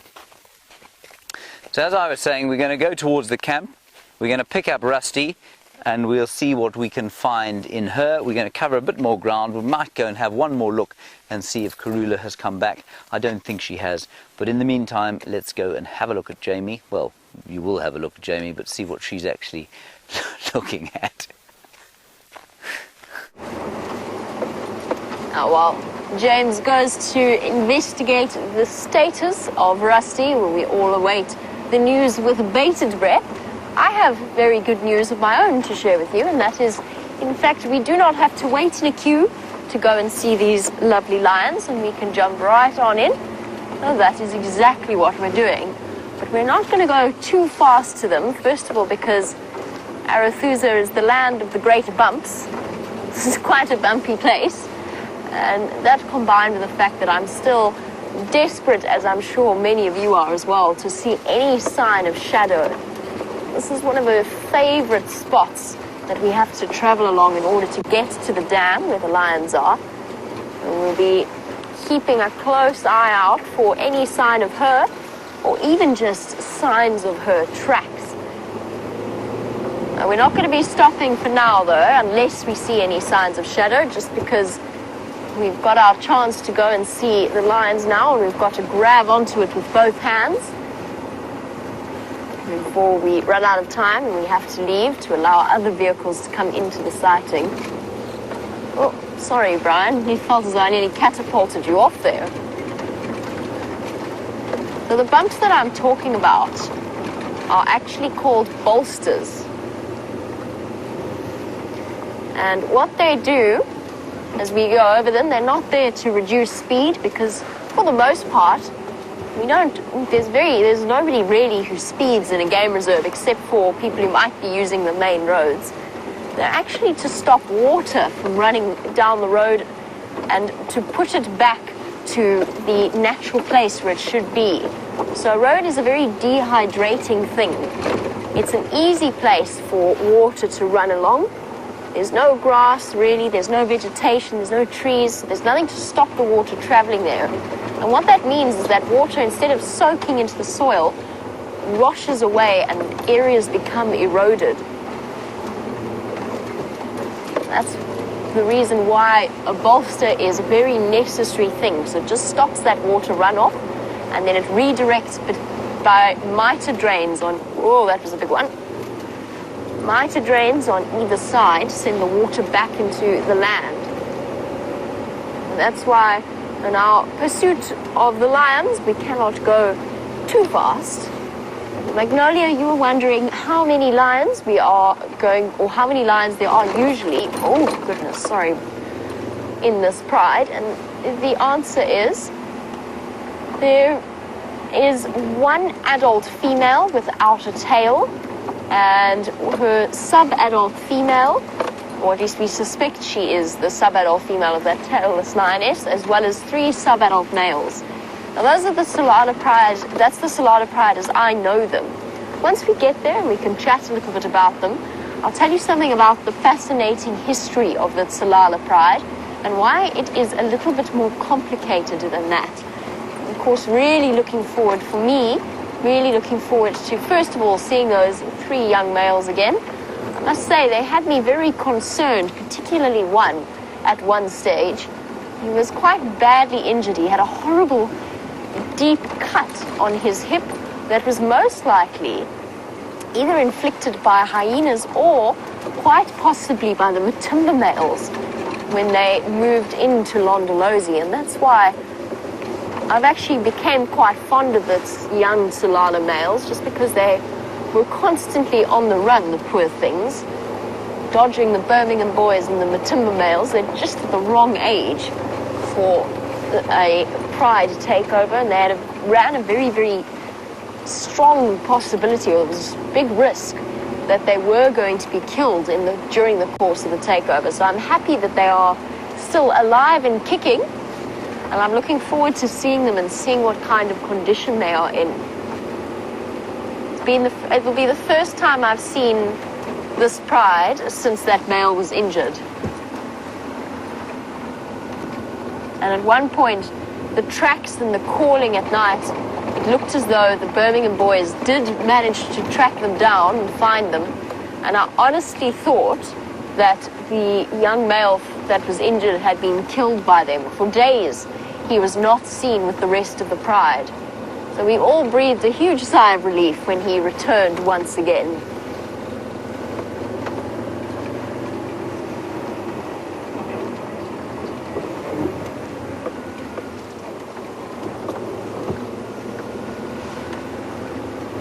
Now, Debbie, you're wondering, and I thought you are certainly not alone in this question, as to why we've got the Tsalalas and the Tsalala breakaway prides moving up onto Arathusa. What is happening and what is the reason? And I'm still waiting to figure that out completely, Debbie. What sent the Matimba males up to the north? Did they perhaps, maybe, sense weakness from the Birmingham boys, and did the movements of the Matimba males possibly prompt the Tsalalas to move north with them? I honestly do not know. Was it too much competition from the Majingilani males that sent the Matimbas packing and the rest of the pride? It's so confusing to me, and I honestly don't think that we will necessarily have an answer to that. We'll have theories, and hopefully we'll get some answers from Londolozi, since that's sort of the center of the Tsalalas, the breakaways, and the Matimbas' new territory. We'll have to see what it was that... It could also be another male coalition. It might not be the Majingilani males. It could be any of them. It could be other male coalitions that have moved in. We shall wait and see. Well, we did have this discussion. Although the Matimba males are growing older, they are not young males. They are exceptionally large, far larger than the Birmingham boys. Well, certainly the Birmingham boys still, even though Scrapper is no longer part of that coalition, is no longer with us, they still have the advantage of 2-to-1 with the Matimba males, but they're not as big, and they're not always consistently together as a coalition. It'll be interesting to see the way this plays out, and I have absolutely no idea where the Matimba males have gone. No idea at all.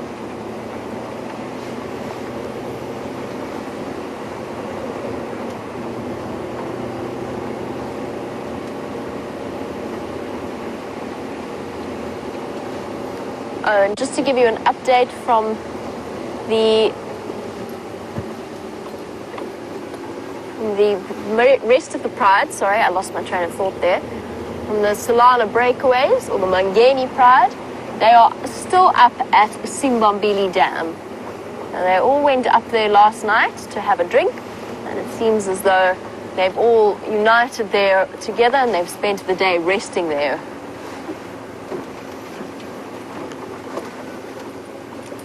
And Paul has said with all of these prides moving about, there's bound to be some battles. And the thought has crossed my mind as well, Paul, as we approach Arathusa Dam. I've certainly considered it. Now, the last thing we want with such pregnant Nkuhuma lionesses is for them to have that kind of disruption. But it could well happen. And it'll be interesting to see how it plays out. Luckily, hello lions. Luckily, for the most part, lions quite good at avoiding conflict with each other.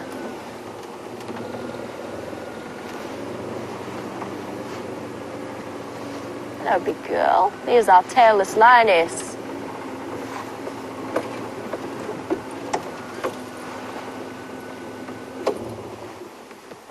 Oh, we're being stalked there, Bryan.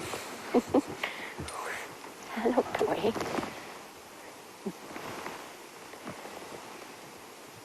And the tailless lioness walking behind one of the young Tsalala males.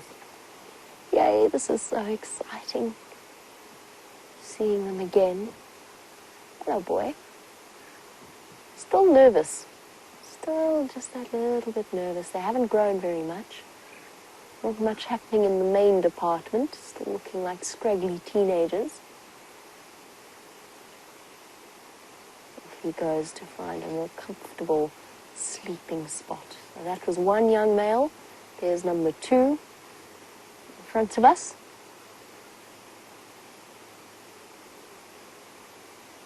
And then number 3 and the sub-adult female lying off to the back. It's generally been my experience that the young males have been quite skittish with vehicles. I remember so distinctly the day when we first saw them, and I had absolutely no idea who they were. Okay, we can reposition now. Mia, my cat, has said, phew. She can't keep up with all of these different prides. Luckily for you and I, me and my cat, we have viewers who do the most marvelous job of keeping track of all of the different lion prides out here. So even if we start to fail, we will be able to ask viewers for help. And of course, WildEarth keeps up with all of the different cat sightings through a blog that comes out regularly. So basically a summary of all the cat sightings. Let's go a bit closer. We probably can roll a little bit closer in theory.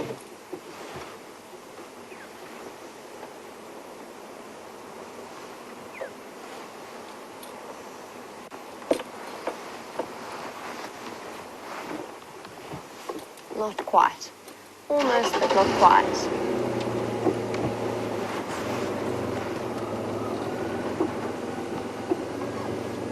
Oh, sorry, boy.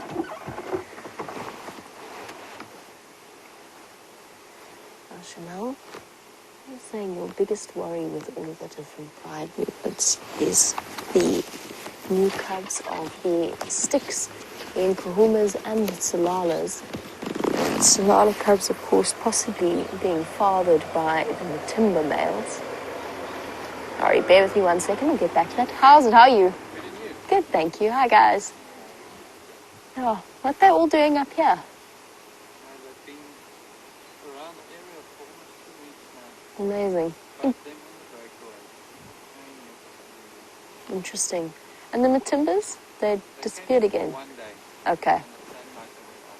Okay. Interesting times. Yeah. And Shadow, any updates? Okay. The last I heard, she can Okay. Awesome. Cool. Okay. Anything your side? Karula crossed into Little Gowrie this morning. kill's finished, so she's gone on her way. And the Nkumas have been hanging out around Buffelshoek Dam. We think one of them's pregnant. Or we know one of them's pregnant. We think she might be denning there. Cool. All right, have fun. Have a wonderful afternoon, guys. Bye-bye. Sorry about that, everybody. Just getting some updates about the different animal movements since I've been away. Isn't he gorgeous? I really enjoy these young males. There's something about their characters that I find fascinating. I actually saw the three of them chase Tingana and Karula once, which was an extraordinary sighting. A little bit nail-biting at one point. I never had any major, genuine concern that they would actually catch them. Glorious, bright blue days. And Shamel, yes, I am concerned a little bit about what the future holds for these cubs. But I think we should be okay. I mean, we've got... The Nkumas have an enormous home range, and they've got plenty of safe spots in which to hide their cubs away. The sticks seem to be absolutely fine. And as for the Tsalala pride, well, it just remains to be seen exactly how this dynamic's going to play out. I'm not sure if you could hear the conversation I was having with Neil from Elephant Plains. He tells me that the Matimbas were in for one day and then went straight back to Londolozi. So it's not the fact that the Matimbas have run away from Londolozi that sent these animals in this direction. It might just be that they feel the need, and although a lion pride will keep a territory for many years and many generations, those territory boundaries are fluid. A home range is a fluid thing. And it could just be that the game is better up here. Maybe there's just better food for them. I don't know exactly what's happening, but I don't think we need to be too concerned just yet. The Birmingham boys have established a relatively solid territory, so they'll be able to look after the cubs of those lionesses. And the Matimbas, in turn, it sounds like they haven't abandoned the Tsalalas either, or the Tsalalas that had cubs. So we've got them here, and we just have to watch with interest. Of course, the drought as well is going to do some interesting things to all of the animals' behavior over the coming months. My first thought was actually a bit of a worry about that poor little hippo that was around yesterday, and it's still there. Oh, Bryan, there's an interesting thing, and that's what the lions are watching.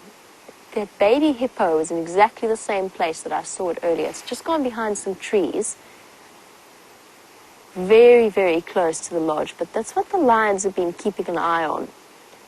A pride like this would be more than capable. You see the room on the right? It's gone behind that dead tree at the back there. There's a tiny, tiny baby hippo very close to the room. Let's just see if we can spot it.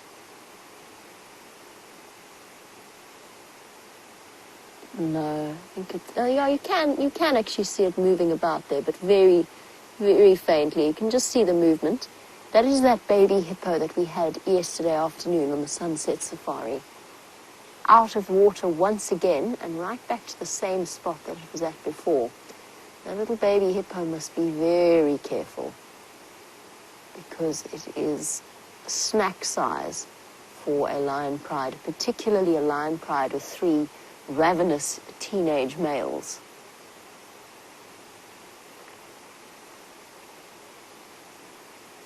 Although they don't look very energetic at the moment.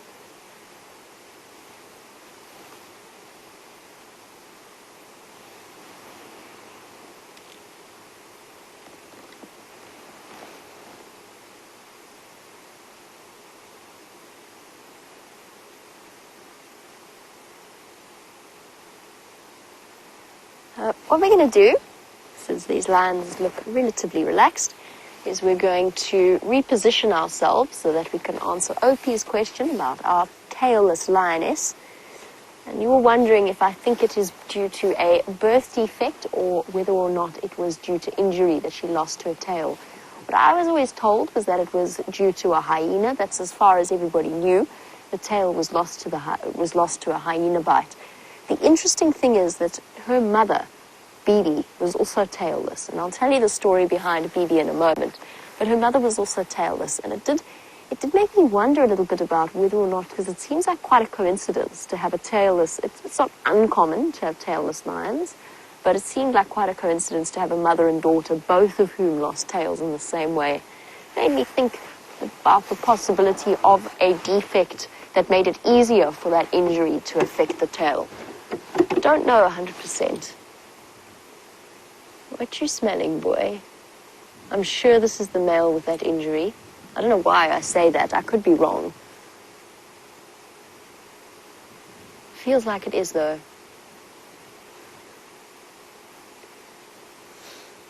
Look at his scraggly mane. Barely there, facial hair.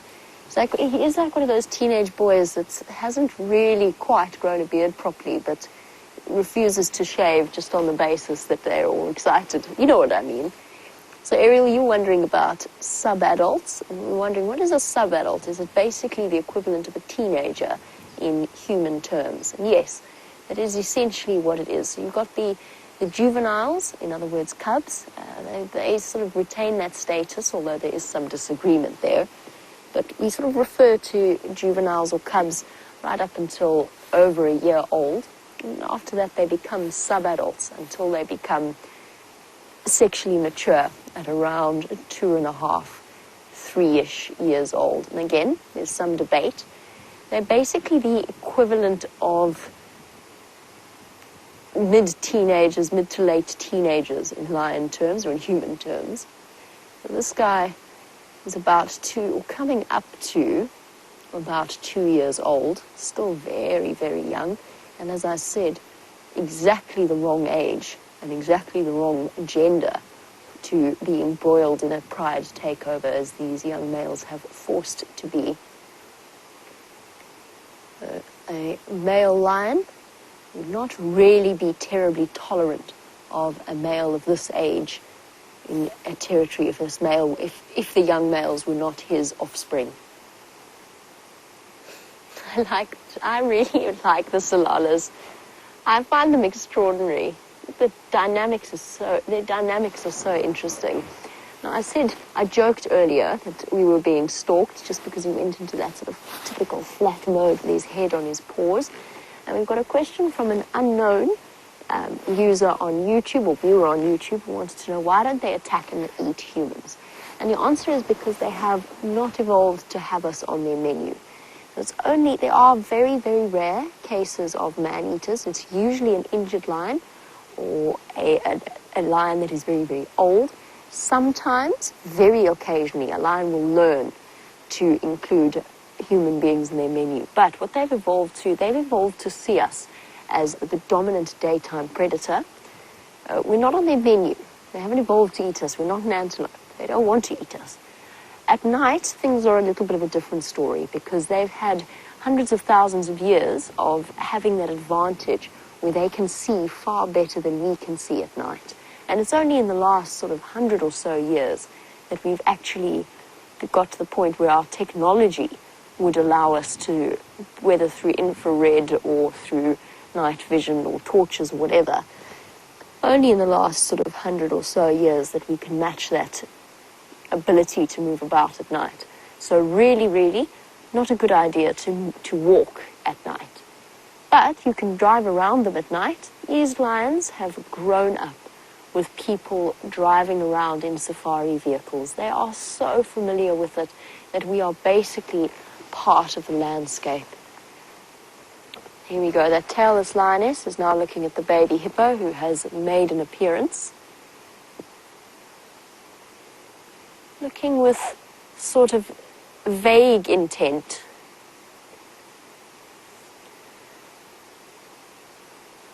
Up we go, little one. Oh, little one, that is so dangerous.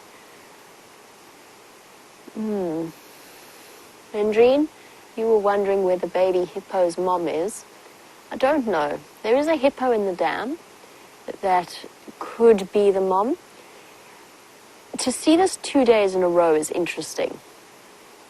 To see this behavior with the calf being so far away from the mother, if indeed this is the mother.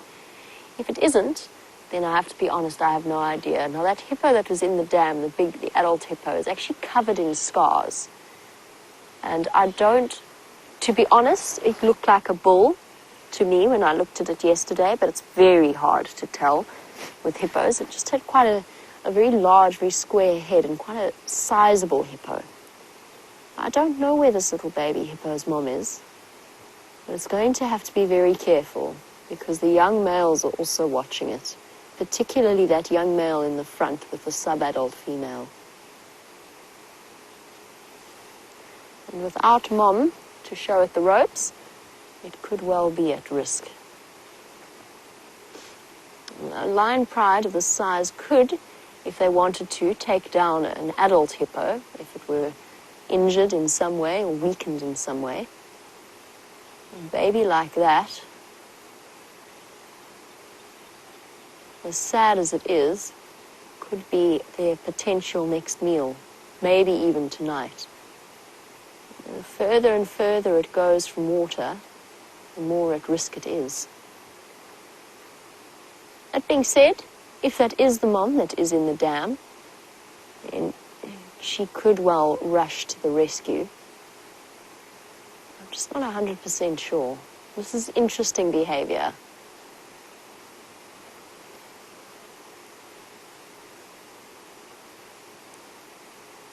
And Debbie, I completely agree. I feel as though this lion pride does look in better condition than the last time that we saw them.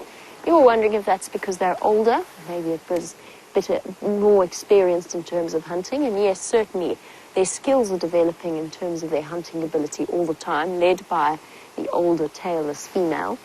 I think it's also more to do with the fact that, to a degree, the lion dynamics up until now have become more settled. So they're feeling a bit more confident, a bit more calm. They can spend a bit more time in an area rather than having to be on the run constantly. We have wonderful news for you in that James is up and running on Rusty. So let's jump on the back and see what he has to say. Well, I suppose it is wonderful news, isn't it, for some? Not for Jeandre, of course, who now has to spend another hour and a bit with me. Dreadful. Alone. Sorry about that, Jeandre. Don't worry. We'll get through it together with fortitude and stoicism. You can look that word up when we get home. Now, we're going down towards Treehouse Dam. 1 James, 0 Jeandre. We're going down towards Treehouse Dam. And we are going to just see if there aren't some form of tracks, maybe from Karula. I know that Sam is actually around there right now, just trying to see if those cubs are around. They aren't at the moment, but it is possible that she came back north, collected them and moved into this kind of area. We didn't see any of the cub tracks going to the south, so yeah, I don't know where they are. We'll have a look-see. There is obviously the traumatic possibility that the hyenas got hold of them last night.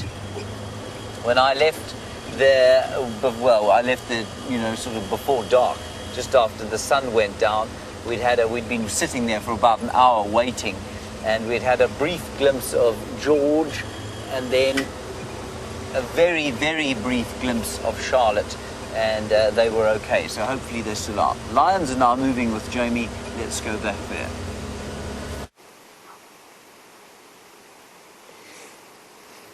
The lions are all up, attracted by the fact that this baby hippo has moved very far away from the dam. And in fact, I think it might even have moved over the top of the dam wall, which is a mistake. And it could well be a fatal mistake. And I want to prepare you guys for this possibility, because what we could witness now could be exceptionally difficult to watch. Oh, it's actually, is that it moving all the way at the back there? That's a better pace for it to be. Yes, it is. But I think that these lions are really seriously contemplating going for it. They have the speed and they have the numbers. And I just wanted to prepare you for that. So for those of you who are particularly sensitive, I will tell you when to turn away from your screens if necessary. because these lions do have a certain degree of determination about them. They're lions. They might just decide to lie down, but they're not looking well fed. They're in good condition, but they have empty bellies, and those two lionesses are moving with intent. Stations in Ngala are now stalking the baby mvubu that's out of the water.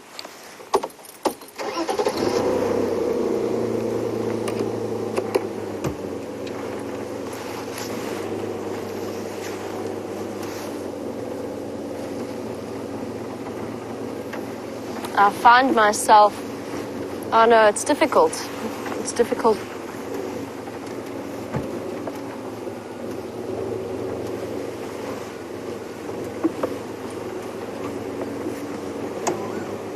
Very difficult for us to choose sides here. The lions have to eat.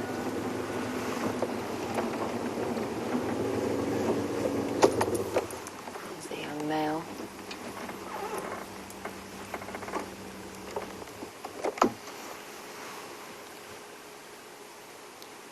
Oh, they're stalking a baby mvubu.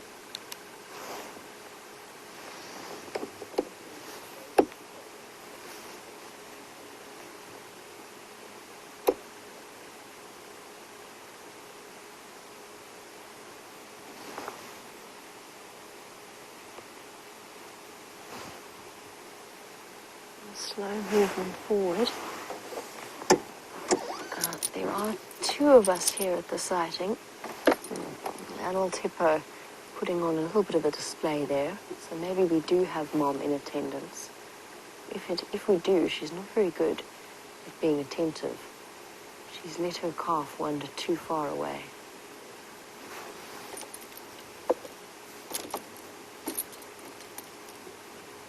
She was thrashing, or the hippo was thrashing the water earlier. I'm going to go forward a little bit so that the other vehicle, oh, there we go, another threat display.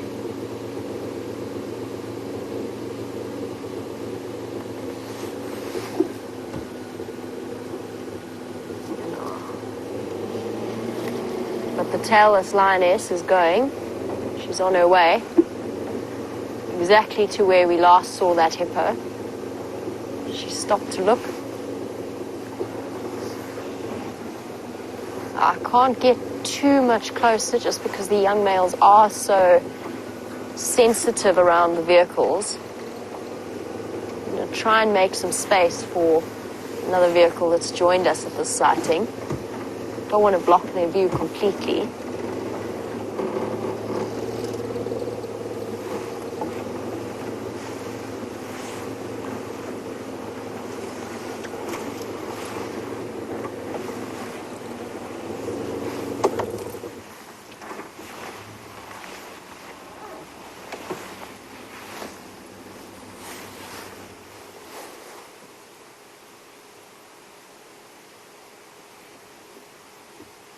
Still with intent. I don't know where the baby hippo's gone. Last I saw it was moving away, further away from the dam. I can sort of gauge its direction by her focus.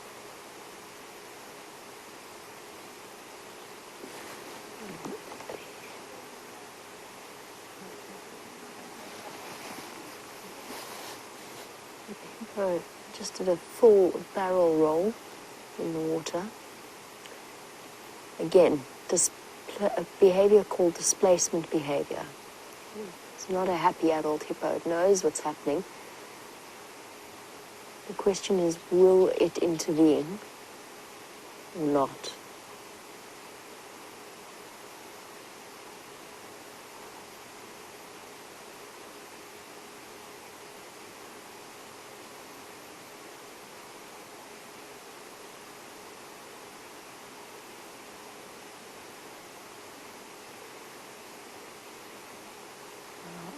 No sign of movement from this hippo just yet.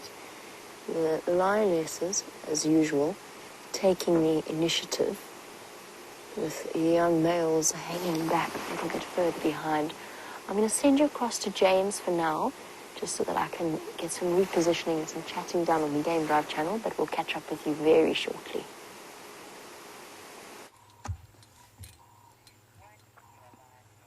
So exciting there at the hippopotamus sighting with maybe it'll meet its unfortunate demise. Here, of course, a buffalo bull with a Roman nose, so filmed by Jeandre in the super zoom. Isn't that a wonderful shot of him just chewing his cud? And quickly off to the right of him, before we go back to the lions, are two pigs. There's one of them. The other, I think, is perhaps back down at the water. And there was a boar not too far from there. Jamie is just repositioning, so don't worry. As soon as any action occurs, you will be right back there at what sounds like an absolutely phenomenal sighting. Shall we go back to our beefy Jeandre? I did like the picture of the green tree in front of his nose. Or we could stay on the warthog. That's warthog sow. There are two of them that hang around here. No, that's a buffalo. And that's the buffalo again, of course. Now, there's two warthog sows I've seen here a few times. The boar as well. So I think there's quite a plethora of game life living around this water, and that will increase as the dry season progresses. And he has looked like he's had a very fun day in the mud of Biffle's Hook. Not Biffle's Hook, the mud of Treehouse Dam. And he's just chewing his cud. And he looks thoroughly, thoroughly satisfied, I think. Looks a bit like Jeandre after he's had supper.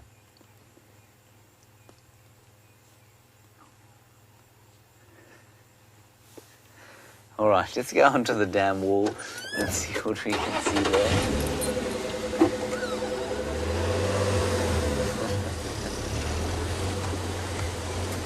Jamie is still repositioning everybody. So don't worry, we will keep you posted. Everything is under control at Arathusa. It is. I think they live in this mound.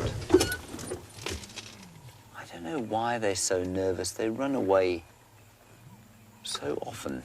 There's just those two sounders that I described the other day. One on Biffle's cut line and one lurking about Leadwood Road. They're the only two that basically will stand still and let us view them. Alrighty, let's head back to the lions. I'm afraid they've gone to sleep. Let's get an update from the horse's mouth, as it were. Still no change in where we stand. Still trying to decide if this hippo is going to come out of the water to chase the lionesses away or not. There is another vehicle waiting to come into the sighting. We don't have to leave immediately, but we are going to have to think about moving depending on how things play out. If we find ourselves at an impasse, or whether they actually launch an attack now, I really have no idea where the situation is going to go. I mean, this hippo doesn't seem to be making much movement in the direction of the lions, but it is moving.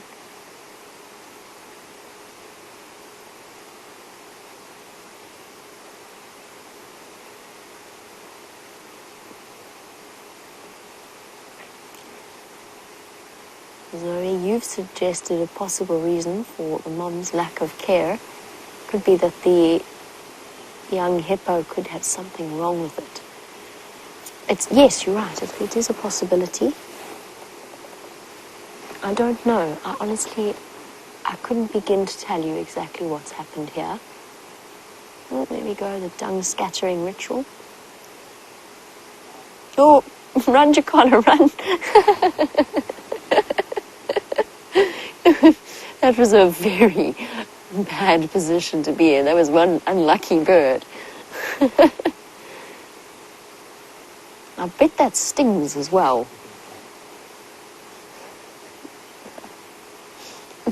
While we wait to see how this plays out, back to James and a mongoose.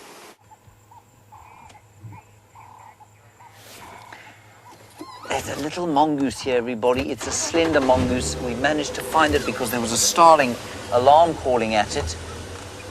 But I think it's probably gone a war. In here.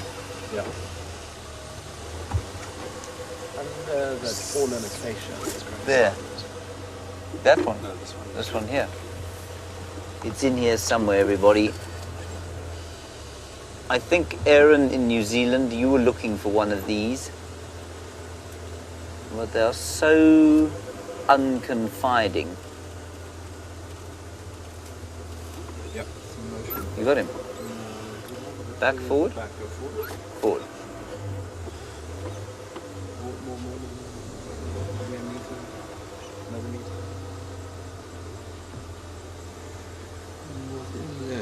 Okay.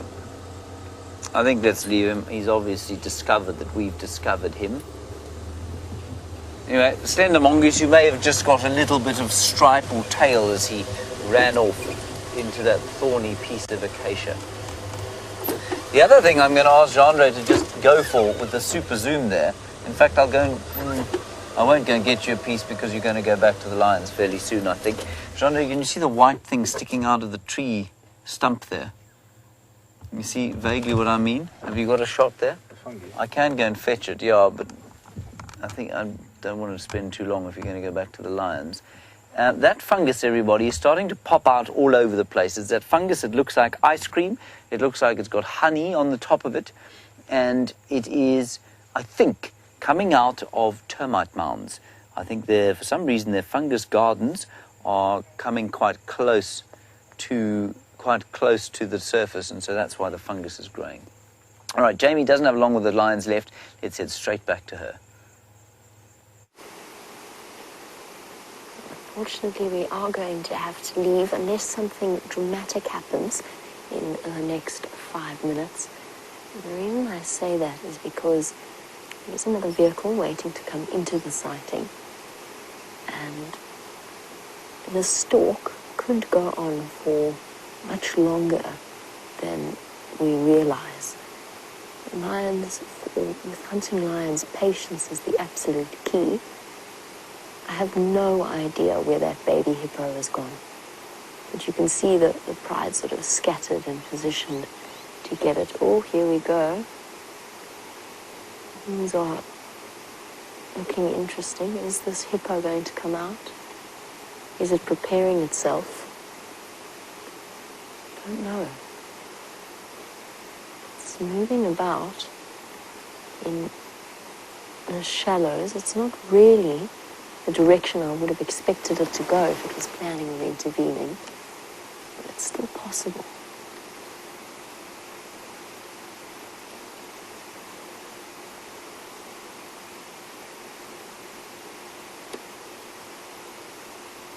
I'm trying to look very carefully there. And I think I see a penis sheath. So this is not the mother. Yep, there it is, definitely. It's definitely a male. So this, as I suspected. Oh, here we go again. That displacement behavior. It's not territorial marking exactly, but it's a similar function. So a male hippo, not the mother of that calf. Would he still defend it from the lions? I think so. I'm not sure.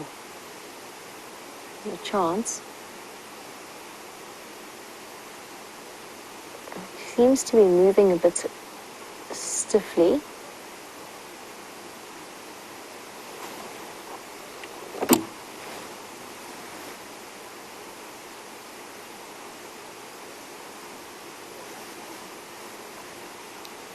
Standing by.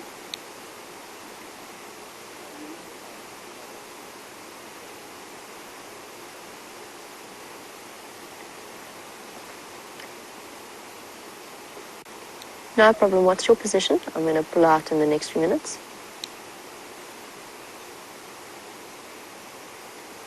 Okay, copy. I'll pull out in a minute or so.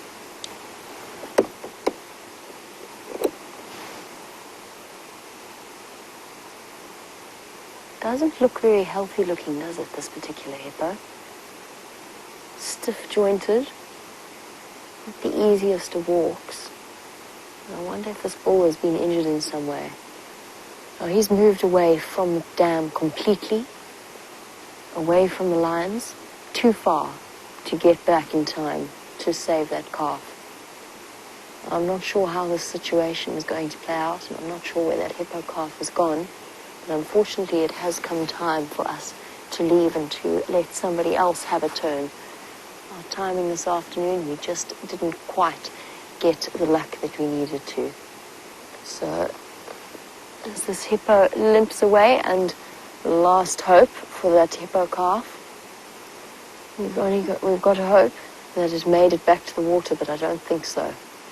We'll keep you updated, and we'll no doubt hear about how the situation plays out. In the meantime, while we pull out, I'm going to send you back over to James.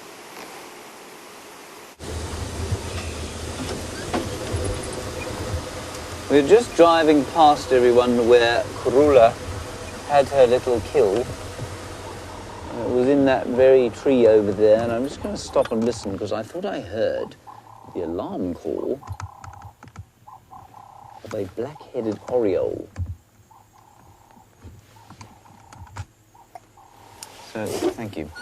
Let's just ease down the road here. And we'll just keep an eye out. And I'm watching the ground just to see if her tracks, or the tracks of the cubs, haven't come across here. Sam spent an extended period just sitting, waiting around here, looking into the bushes with binoculars. Didn't see anything. So we'll just drive past, and that will be that, except I see a drag mark, which was not there before.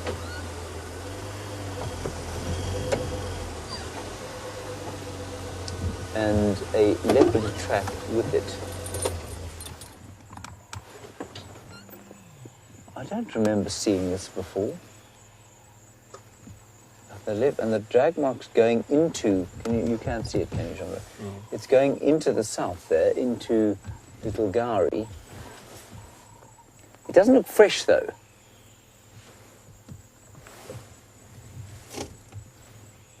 Anyway, we can't follow it up, but it's a drag mark, and there's definitely a leopard print right next to it.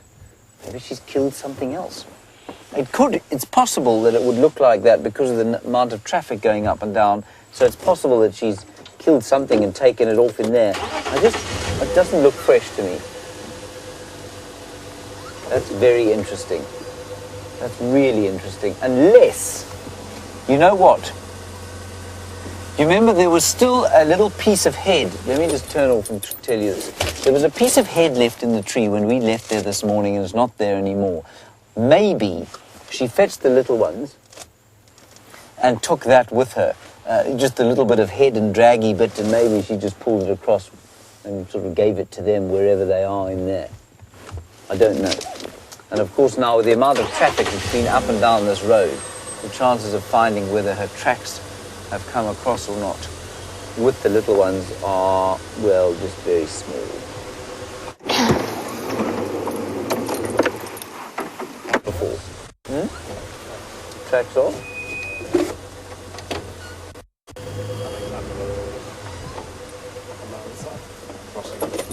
We'll just have a quick look, everyone.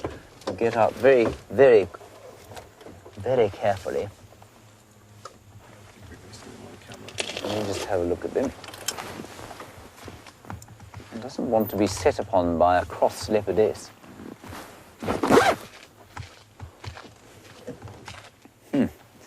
Now, Jeandre is absolutely correct. These are leopard tracks. And they're heading straight in there. And they, to me, oh, look, and they're coming back out again. These are the ones from this morning. She's been up and down over here, I think, over the course of the night. So I think she's moved this morning when we saw her. She moved straight down here, and maybe these other ones were from earlier last night. And maybe she fetched the cubs earlier last night. Of course, all of this is wild conjecture, but you've got to try and piece together what's going on in here. Well spotted, Jeandre. What if we shouldn't just... Let's do one turn through there. But before we do that, let's just train our eyes up ahead, where there is a stump with a very slightly leopardish sort of maybe look. Not. Let's just stick our heads in here, just for the sake of it, just so that I'm sure. It's also getting a little bit dark. So we'll just put our heads in, and then we'll carry on our way. I think I left going to the hyena den a bit late. I was hoping to go there, but I think the sun has got the march on us, I'm afraid.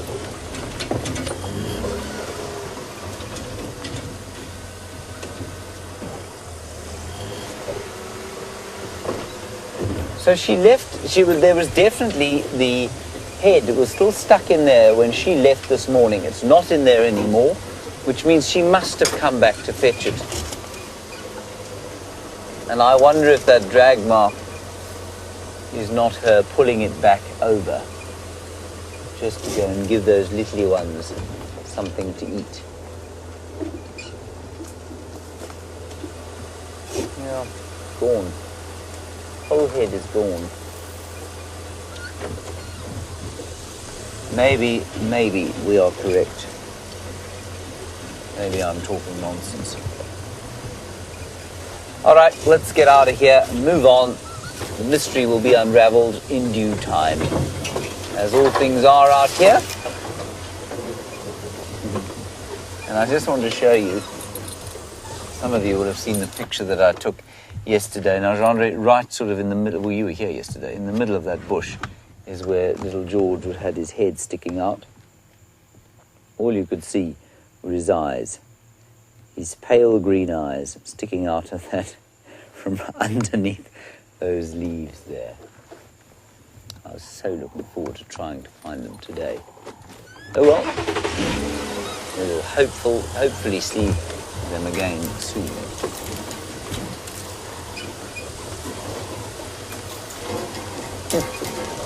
Very interesting.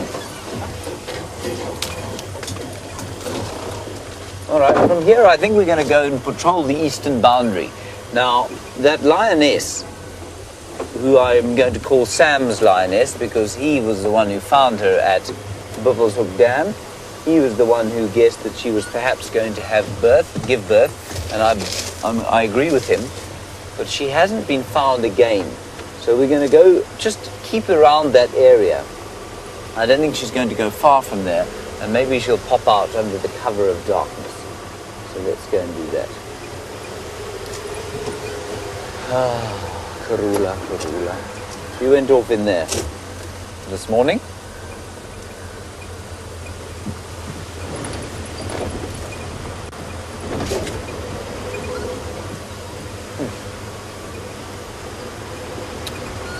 I think we just have to bravely leave this area and hope for more luck, perhaps tomorrow. It's quite interesting to me that she's spending that amount of time to the south of the reserve. You know, for a long time, I mean, she was found always on Djuma. There's no pressure from the north, from females up there. She's right on the border with Tundi here and Shadow to the west. So this is south and west is basically behind us. What's maybe quite telling, though, is that the females to the north of her, Tsakani, and I don't know the origins of Shaluva, but I know that Tsakani, while vaguely related to Karula, is not a daughter.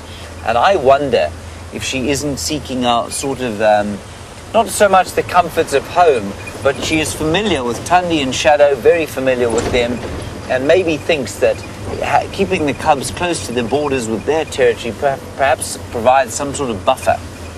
I guess also she's keeping them within Tingana's territory. That's also quite interesting. So Tingana's territory, basically, it does go into Buffelshoek, but it's been incurred on by Gijima, that young male, and maybe she's realized that and she's trying to keep them away from that unfamiliar male. Now, the importance of that, of course, is that we know that the leading killer of young leopards is infanticide, so other male leopards. And I was chatting to these filmmakers we had here yesterday, and they are doing a documentary or a kind of series, basically, that is going to help to educate farmers who persecute predators because they believe that predators, Jeandre, Ariel is a dreadful angle there. We could sort that out. Thank you.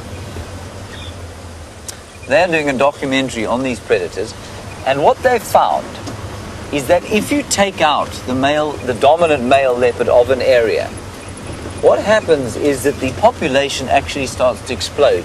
Infanticide is such a major killer or controller of predator numbers that if you were to take out, so if Tingana was to have a fight with a lion and die tomorrow, you'd find that there would suddenly probably be, other male leopards would move in, probably young males, Gunuma, Quarantine, they might move into this area quite quickly.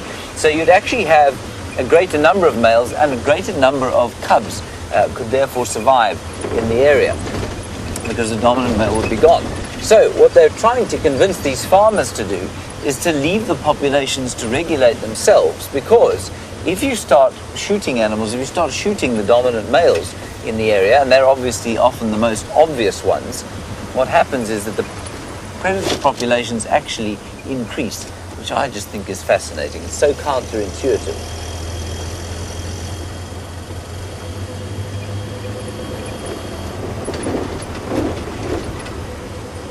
Hello Zoe. Karula, you want to know if she's a grandmother? Yes, she's been a grandmother a few times. Shadow's had a number of cubs, but they have not survived. I don't know if Tandi has managed to raise a litter yet to fruition, so I'm not sure about that. But she's also got another litter up in the north that they moved off a while back, and their names, for the life of me now, I cannot remember. And as far as I know, the female from that litter has had cubs and raised them successfully. So she is a grandmother. She has been a grandmother many times. That has ended in tragedy every time for poor old Shadow. And we don't know where Shadow is. I haven't heard anything about her or from her. Obviously I haven't heard anything from her, but about her for a long time. And I don't know if she's still got her cubs. It's getting a little dark now, Jeandre. Right, let's head across to Jamie. She's actually got an animal to show you. I'll see you on the far eastern boundary. We've arrived just in time to see this massive male warthog about to go to bed in his termite mound burrow. And, oh, how wonderful. He's going to lie here at the edge of the hole for now. You really get a good chance to look at this handsome, would we call him handsome? Not, yeah, so maybe. Should we call him handsome? Let's call him a handsome old boy. He is he's a huge warthog, just in terms of body size. And he's also quite an old warthog, as warthogs go. Look at how prominent those warts are around his face. The 4 warts, and I'm calling them warts, they're not actually warts, of course. They're sort of grisly patches of bony cartilage. As a male, he's got 1 underneath each eye and 1 just above each tusk. It looks as though he's been in the wars, this guy. He's got scratches all over his nose. Oh, I'm about to doze off. A warthog like this would give Tingana or even the Anderson male quite a serious run for their money in terms of size. In other words, a big leopard would think twice before tackling such a large warthog. And Tingana, of course, specializes, or seems to specialize, in hunting warthog. back across to James, who's got something interesting with no tail. That, of course, is Jeandre's decision, the picture that you got there. And it is interesting, though, because the elephant has got no tail. He's a young bull. He just came sort of stomping out onto the road in front of us, and then he moved off in there. So let's go and have a look at him. Young bull, probably only about 18 or 19 years old. No herd around, so he's been excluded from his family, poor fellow. Probably why he's a bit nervous of us. And I don't know, I suspect his tail would have come off probably as a result of ticks. Although it's interesting, I was reading the other day, they say, no, he's gone, I'm afraid. We might pick him up the other side. They say that elephants don't have oxpeckers. You won't be able to hear me. There, that's probably better. Elephants don't have oxpeckers because they don't have that many ticks on their bodies, and they don't have that many ticks on their bodies because they don't have sweat glands. And I think it seems to be that the ticks are attracted to and are able to kind of sense, perhaps, the sweat glands on the animals around here, and that's where they kind of attach themselves. Just keep an eye out. We're now on the far eastern boundary.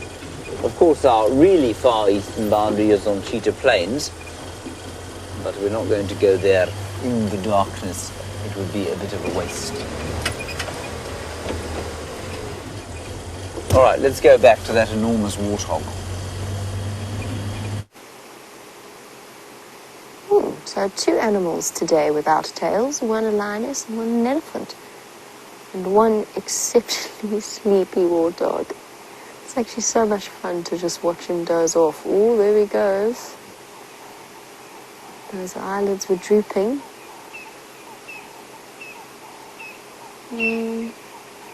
Still clutching at the vestiges of wakefulness, but only just.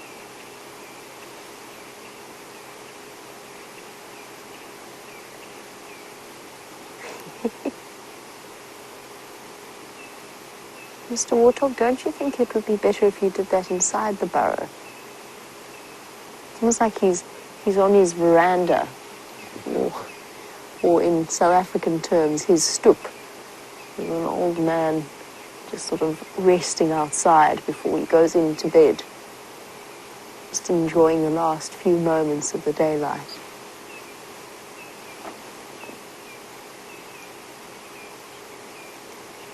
Nodding off.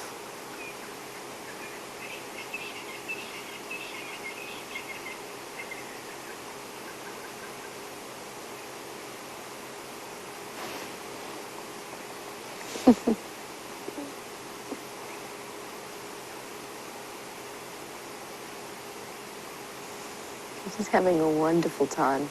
So am I, actually. I'm really enjoying just sitting peacefully and watching him nod off.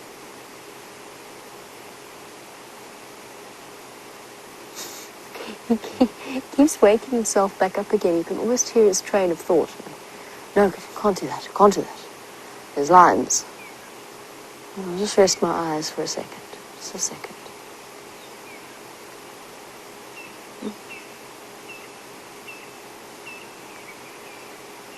Just a second.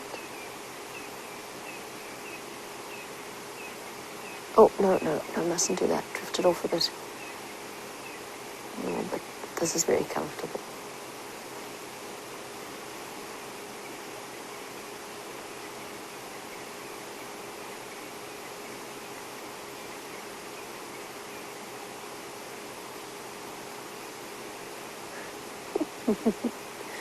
I'm just enjoying the moment for now, just watching him in relative silence. He is still constantly moving. Scanning. Oh, no, drifting off again. He's found the most comfortable spot for his head as well. Whenever he wakes up, he sort of lifts his head and he rolls it back onto his left side. Oh. Did I hear a lion?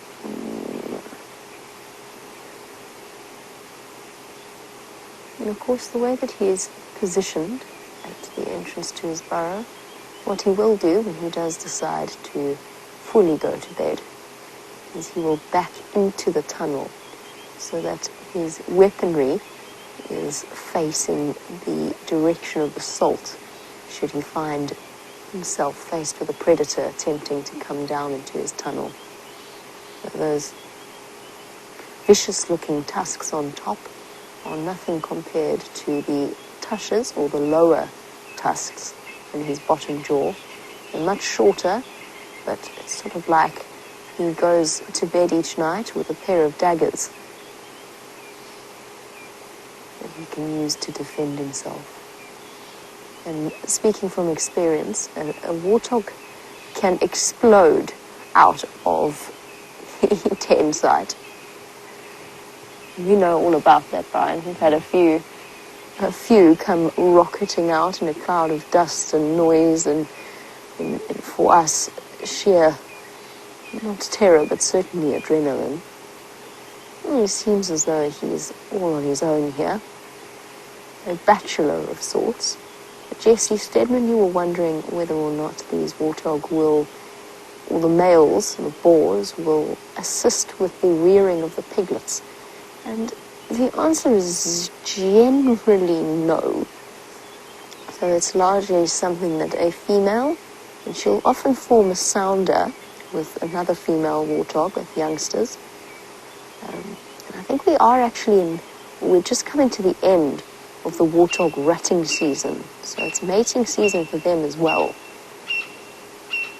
We haven't been lucky enough to see any major warthogs fight, and it's relatively rare to encounter.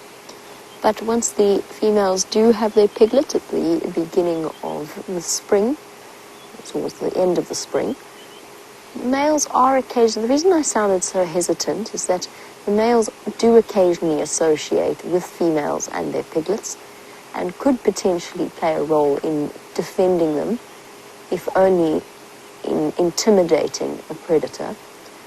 But they don't really go very far above and beyond the call of fatherly duty.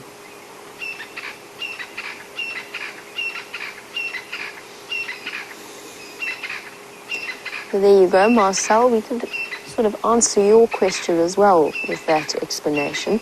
You wanted to know if warthog live alone, and the males quite often do, but you're more than likely to see a group of warthog in what is known, the collective noun is a sounder, since they are related to pigs to a certain degree. And as I said, females will often associate together, just basically safety in numbers, essentially. And very often it will be a female and her adult daughter or two sisters that will be together, but it can also be unrelated warthogs as well. Generally, the typical family group is a sounder. You might see the odd male like our bachelor. Trying to work some bizarre reason. He looks like a Henry to me. I don't know why. I have absolutely no reason for saying that. Doesn't even nicely alliterate. He should be William or Wilbur. Wilbur? Wilbur was a pig. Wilbur. Oh yes, Wilbur was a pig. I don't think I can plagiarize like that.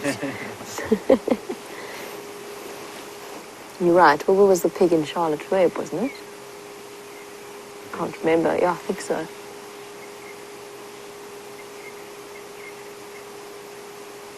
Okay, Piggy. You're looking very sleepy. Be careful, though. It's a dangerous place to drift off. This is a bad neighborhood. Lots of leopards here, and apparently 2 prides of lions. So you might want to think about getting yourself indoors as the darkness starts to descend and the neighborhood gets a bit more dodgy on the side of Arathusa. We're going to leave him, since it is getting a little bit dark, and see what other nocturnal wonders we can find. In the meantime, let's see what James has got planned for his evening.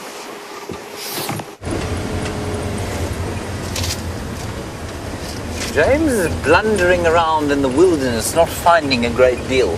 We're approaching Bivelshoek Dam, though, And so with any luck, we'll pick up some lion tracks, or indeed a lion, or some elephants. Those will do just fine. Gonna kill the lights. There's a herd of elephants going into Torchwood.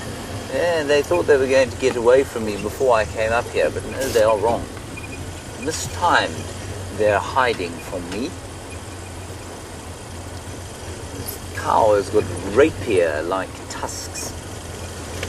Just get into a position where you can see her. Hello, madam. I'm sorry. I don't mean to disturb you. There we go. Nice and calm. There's a whole herd actually coming towards us. I can hear them moving here. Look at those tusks. Aren't they amazing?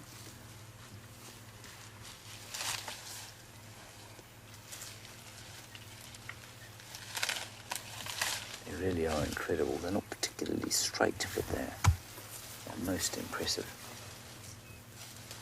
And I can just hear the crashing of leaves and branches from off behind the road. I think there were going to be a whole lot more coming through.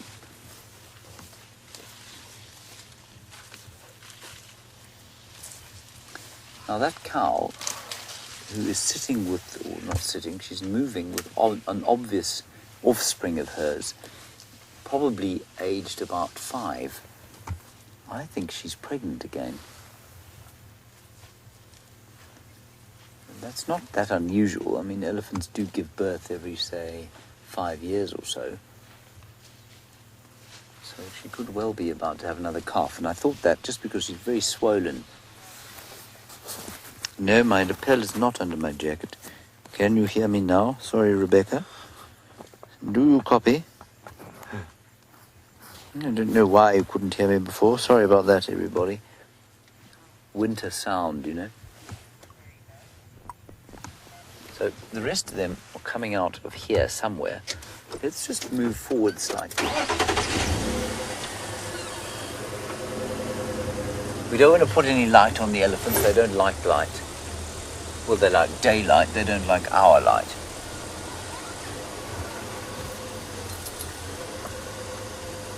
It really is very dark. I mean, it's much darker than it looks on your screen. I can see one more there. Can you see that one, Jeandre? Just if you keep zooming in there, to the left, right of that tree you've got in there. There we go.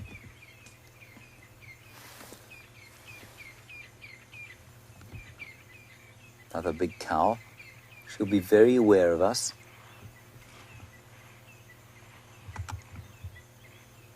I enjoy elephants at this time of the day when you're obviously not surrounded by them, just because you can experience them basically through sound. And you can hear, if you're very still, you can hear their subtle footfalls. You can hear the thump of dung as it hits the ground. You can hear them grumbling at each other, the youngsters shouting, and the tearing of leaves, of course, as they eat. All surrounded by the sounds, the last bird song of the day, the francolins and robins, and 1 or 2 doves.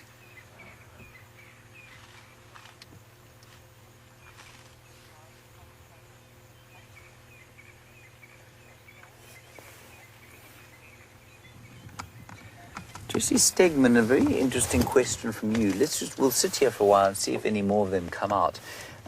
You said they have large pulp cavities in their tusks. Is that what you said? I'm assuming that's the cavity in which the nerve goes. And yes, they do. They've got enormous cavities. The nerve looks like a giant squid, basically, that goes into the tusk.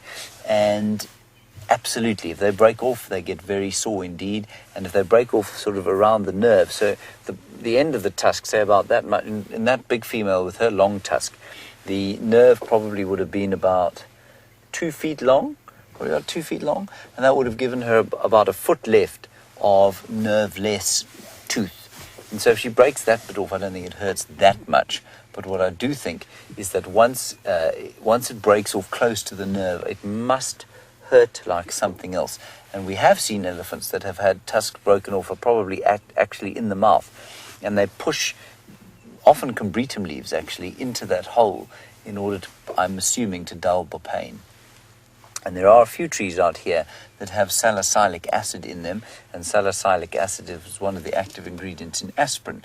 And so I wouldn't be surprised if intelligent animals like elephants were able to discern kind of analgesic plants from the taste and from being taught by older elephants. Let me just sneak a little bit forward, and then I think we'll just move on to the dam.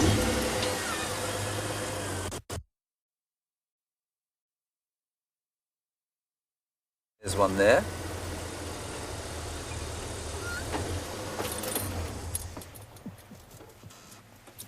You see that one there, Jeandre? It's probably going to be too dark. Okay, I'm going to be very quiet, everyone. You're going to get a very kind of vague idea of the shape of the elephant moving, and just listen to them move.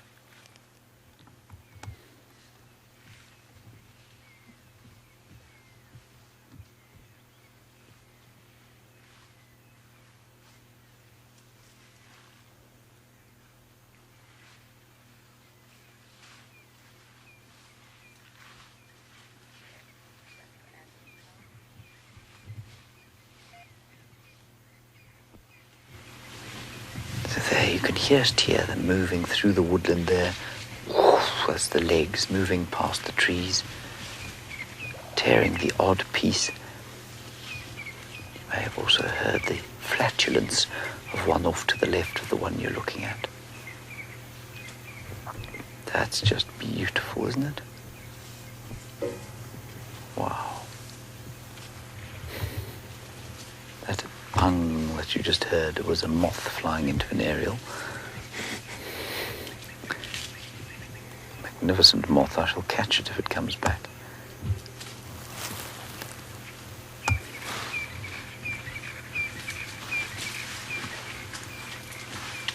Look at them moving there. Young ones have seen us, and while we're not shining a light on them, there is a light on my face, and I'm sure they see that and think, oh, Mum, what's that? They want to stay close to her. They'll also smell the unfamiliarity of the diesel and the petrol, and the human mixed with engine oil, and they'll think, let's just stay close to Mum. And she's totally relaxed.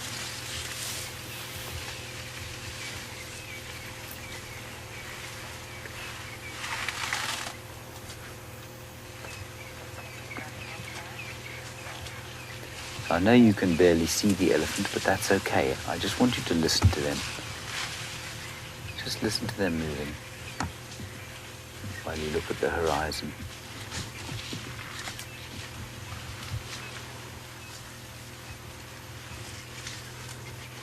Crunching.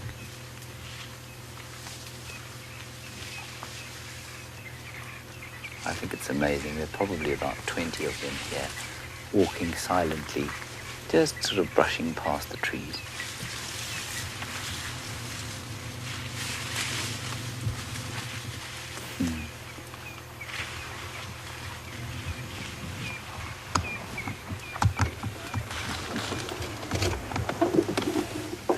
That's very, very, very pleasant. I could sit here for another hour or so, very happily. Now, Ellen, you're wondering about that elephant bull who lost his tail, and could it have been ticks? I think it's most likely ticks, yes, that bit him there, would have created some kind of infection, and then the tail would have just kind of fallen off. I don't think it was a predator. It looks like a fairly recent wound. And then you say, would it create a problem for him? Well, it could create a small problem for him. There's a young bull coming right towards us here.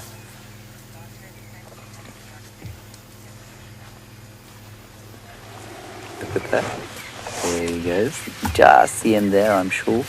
Just see him. Oh, nice, disappeared. Sorry, it's very dark, everyone. And so I don't think it's going to cause health complications for him, no. I think it'll heal. Yeah, it would be nice for him to have a tail so that he could swat flies and that sort of thing. But I think in the greater scheme of things, I don't think it's going to create much of an issue for him. It'll be painful, but I don't think it's going to create a huge issue.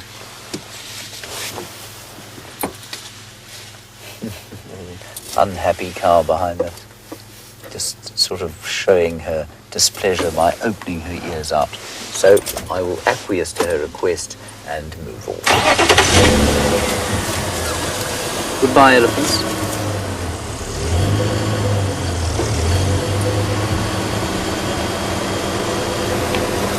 Marvellous, marvellous, marvellous. Peaceful, pleasant sound. Right, lights on. Thank you, Jeandre. Jeandre gave me the signal for lights by going.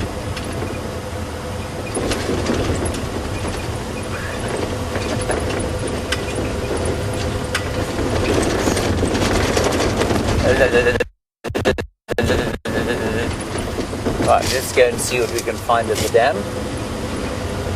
Maybe a lioness. Maybe another elephant. Maybe a herd of buffalo. Something like a civet.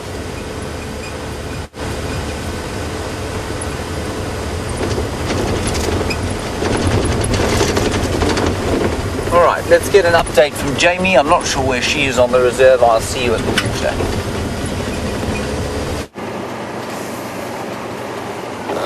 I'm not sure where James is either, but I definitely know where I am.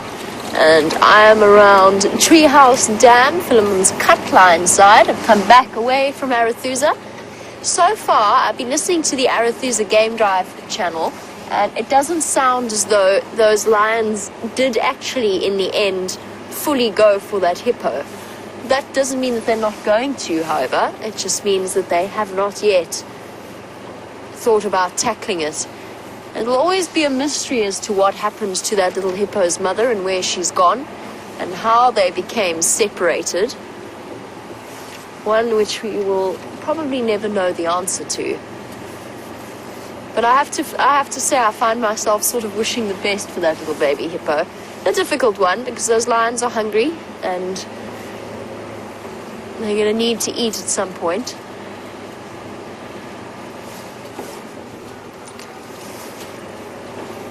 As we head out into the night, it's one of my, as I've said many times, my favorite times to be out in the bush. I think we are very much overdue on an unusual nocturnal animal sighting. I'm personally hoping for porcupine, but you never know, it could be anything. I know that Sam filled your screens yesterday evening on the Sunset Safari with bush babies. I feel like a porcupine might be quite fun, or a honey badger. As you can see, I've donned my scarf and my gloves. It has cooled down tremendously. The chill has set in, but what that means for us as we head off on our nocturnal adventures is that we've got a far greater chance of a nocturnal animal coming out a little bit earlier. Winter is the best time to visit the bush if you're interested in the more unusual of potential sightings.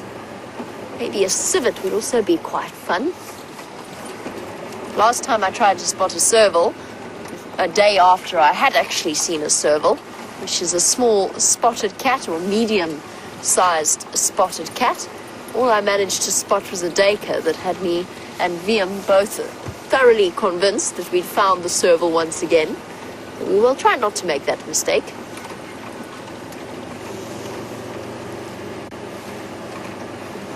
I think that you'll find for most of us that those unusual nocturnal sightings will create as much, if not more, if I'm completely honest, excitement than a leopard or a lion sighting if those leopards and lions are sleeping. It's always something I eagerly anticipate as we head out into the night. And every night I make the journey from the camp where everybody lives at DRC across to where I live, and every single night I find myself hoping and looking for some kind of animal sighting, whether it just be a white-tailed mongoose or the hyena that spend a great deal of time on quarantine in the evenings.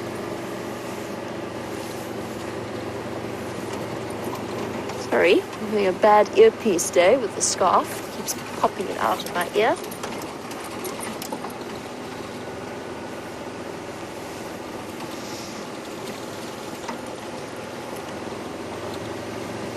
I'm busy waving a spotlight backwards and forwards to make our search for nocturnal animals a little bit easier. And James has always maligned my spotlighting technique, and presumably rightly so. I have a tendency to lift my arm up really high, and it is exhausting to maintain, but it is quite useful because it allows you to get onto the ground level a little bit further away from the car and actually look further into the bushes. But it's amazing how quickly a spotlight will pick out a sight, an interesting sighting or an animal. It's actually easier, potentially easier to spot things if you've got the spotlight in the right place. Easier to spot things like leopards at night, just because their eyes, they can be as camouflaged as they want, but they cannot hide that eye shine of theirs, that reflective layer that bounces the light back and immediately lets us know that there is an animal there. That's what we're doing.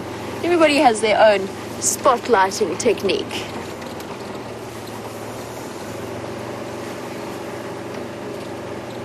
And for those of you who are sending through questions or comments and are a bit frustrated if they're not coming through, we do apologize. It seems as though the internet is struggling a little bit. So that's why, and we're not ignoring you. We just aren't getting any questions through at this point because the internet has decided to desert us. The gremlins have spread from Rusty, or been booted out of Rusty, and have spread to the internet.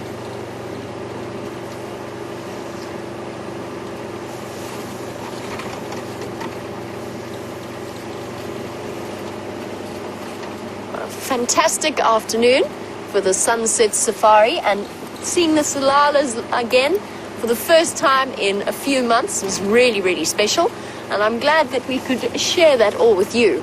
So thank you, Bryan, for your fantastic camera work as always, and a big thanks to the cameo appearances of the thumb. Thank you to Rebecca, Louise in Final Control, as well as to James and Jeandre and the other vehicle. Most importantly, thank you for joining us.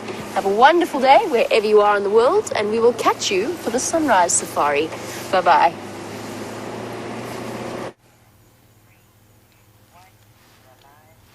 Jeandre has made me stop here, everybody. I said to him, "What have you seen, Jeandre? What amazing animal have you seen?" He said, "I have seen not an animal.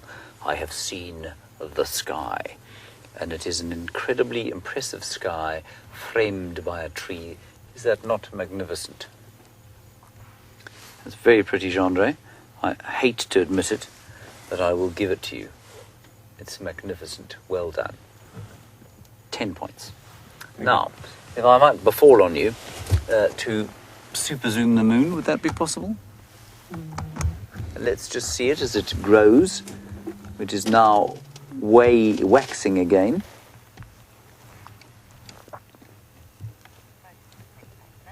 And I think, oh, wow, isn't that amazing? Look at the crater on the top left-hand side. I've no doubt that has a name. What name it has, I've got no idea. Isn't that pretty? And then, Jeandre, have you seen the moons of Jupiter? No. Right, let us go down to the dam. I still haven't managed to get to the dam we want. Let's pop down to the dam quickly. And we will together show Jeandre the moons of Jupiter.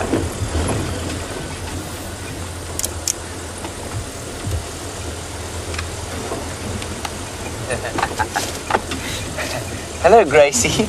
You say you love to hear the elephants crunch like that. It makes your insides feel calm. I'm very glad it makes your insides feel calm. I don't know that it... In fact, I know exactly what you mean. It makes me feel calm inside as well. Very peaceful sound that they made. Now, I know that I have teased Jamie about her spotlighting technique, but it's only through jealousy, because I am unable to hold my shoulder like this for any length of time. I become tired and irritable, and I also, when I turn around, I then do this sort of thing, you see, and then Jeandre gets upset with me. So I've tried to improve by resting it on the dashboard, because what I used to do, of course, was every time I turned around to talk to you, I would do that, which also made Jeandre very cross. So now I'm attempting to be better. I'm trying to be a better version of myself by shining the spotlight as you can see it now. Try harder, James. I'm trying my very best, Jeandre. Right, we're at the dam. I won't show you the moons of Jupiter if you continue to abuse me in such a scandalous fashion.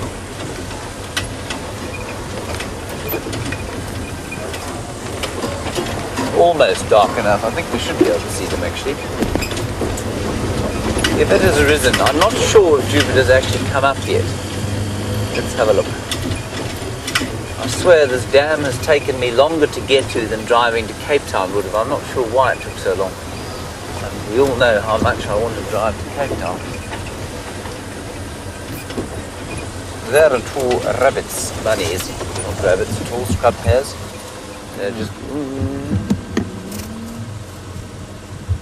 There we go. No, James. Thank you. There we are. They are nocturnal, so I'm happy to shine on them, but not for too long. Okay, let's have a look and see if we can't find these moons. Once I've popped my head over the top here, see if there isn't a lion lying around.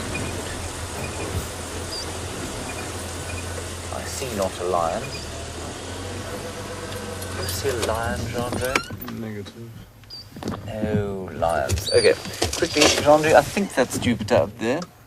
Yeah, I'm pretty sure it is. If you can try and super zoom that guy, you will be so amazed by the capability of your new camera. I can even see one now. There we are. Is that as close in as we can get? Yep. I didn't see one moon tonight. Quite often you can see three. There's a faint one to the left. Yeah, I think it might just not be dark enough. But that's Jupiter, everybody, the largest planet in the solar system. There we go. Brilliant. You can also see a third one just peeping out the right-hand side.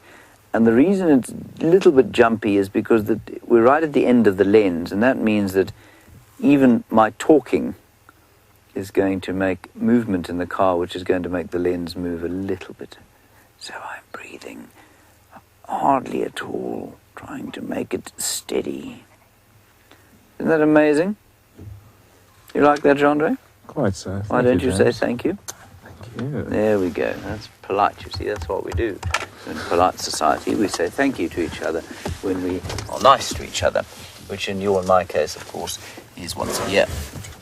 Right, that's going to be it from us today. Thank you, Jeandre, for your efforts and for putting up with me today. A big thank you to Jarmeel on the other vehicle. She, of course, was being filmed by... who was she being filmed by? By Bryan today. Lovely to have those lions and the hippo.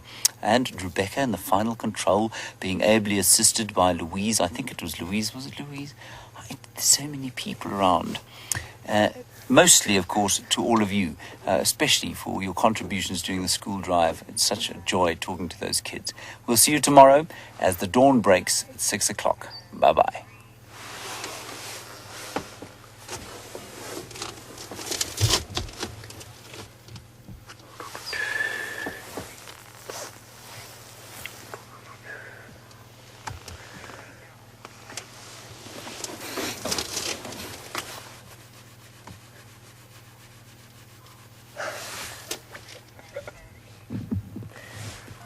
Rebecca. See you in the morning.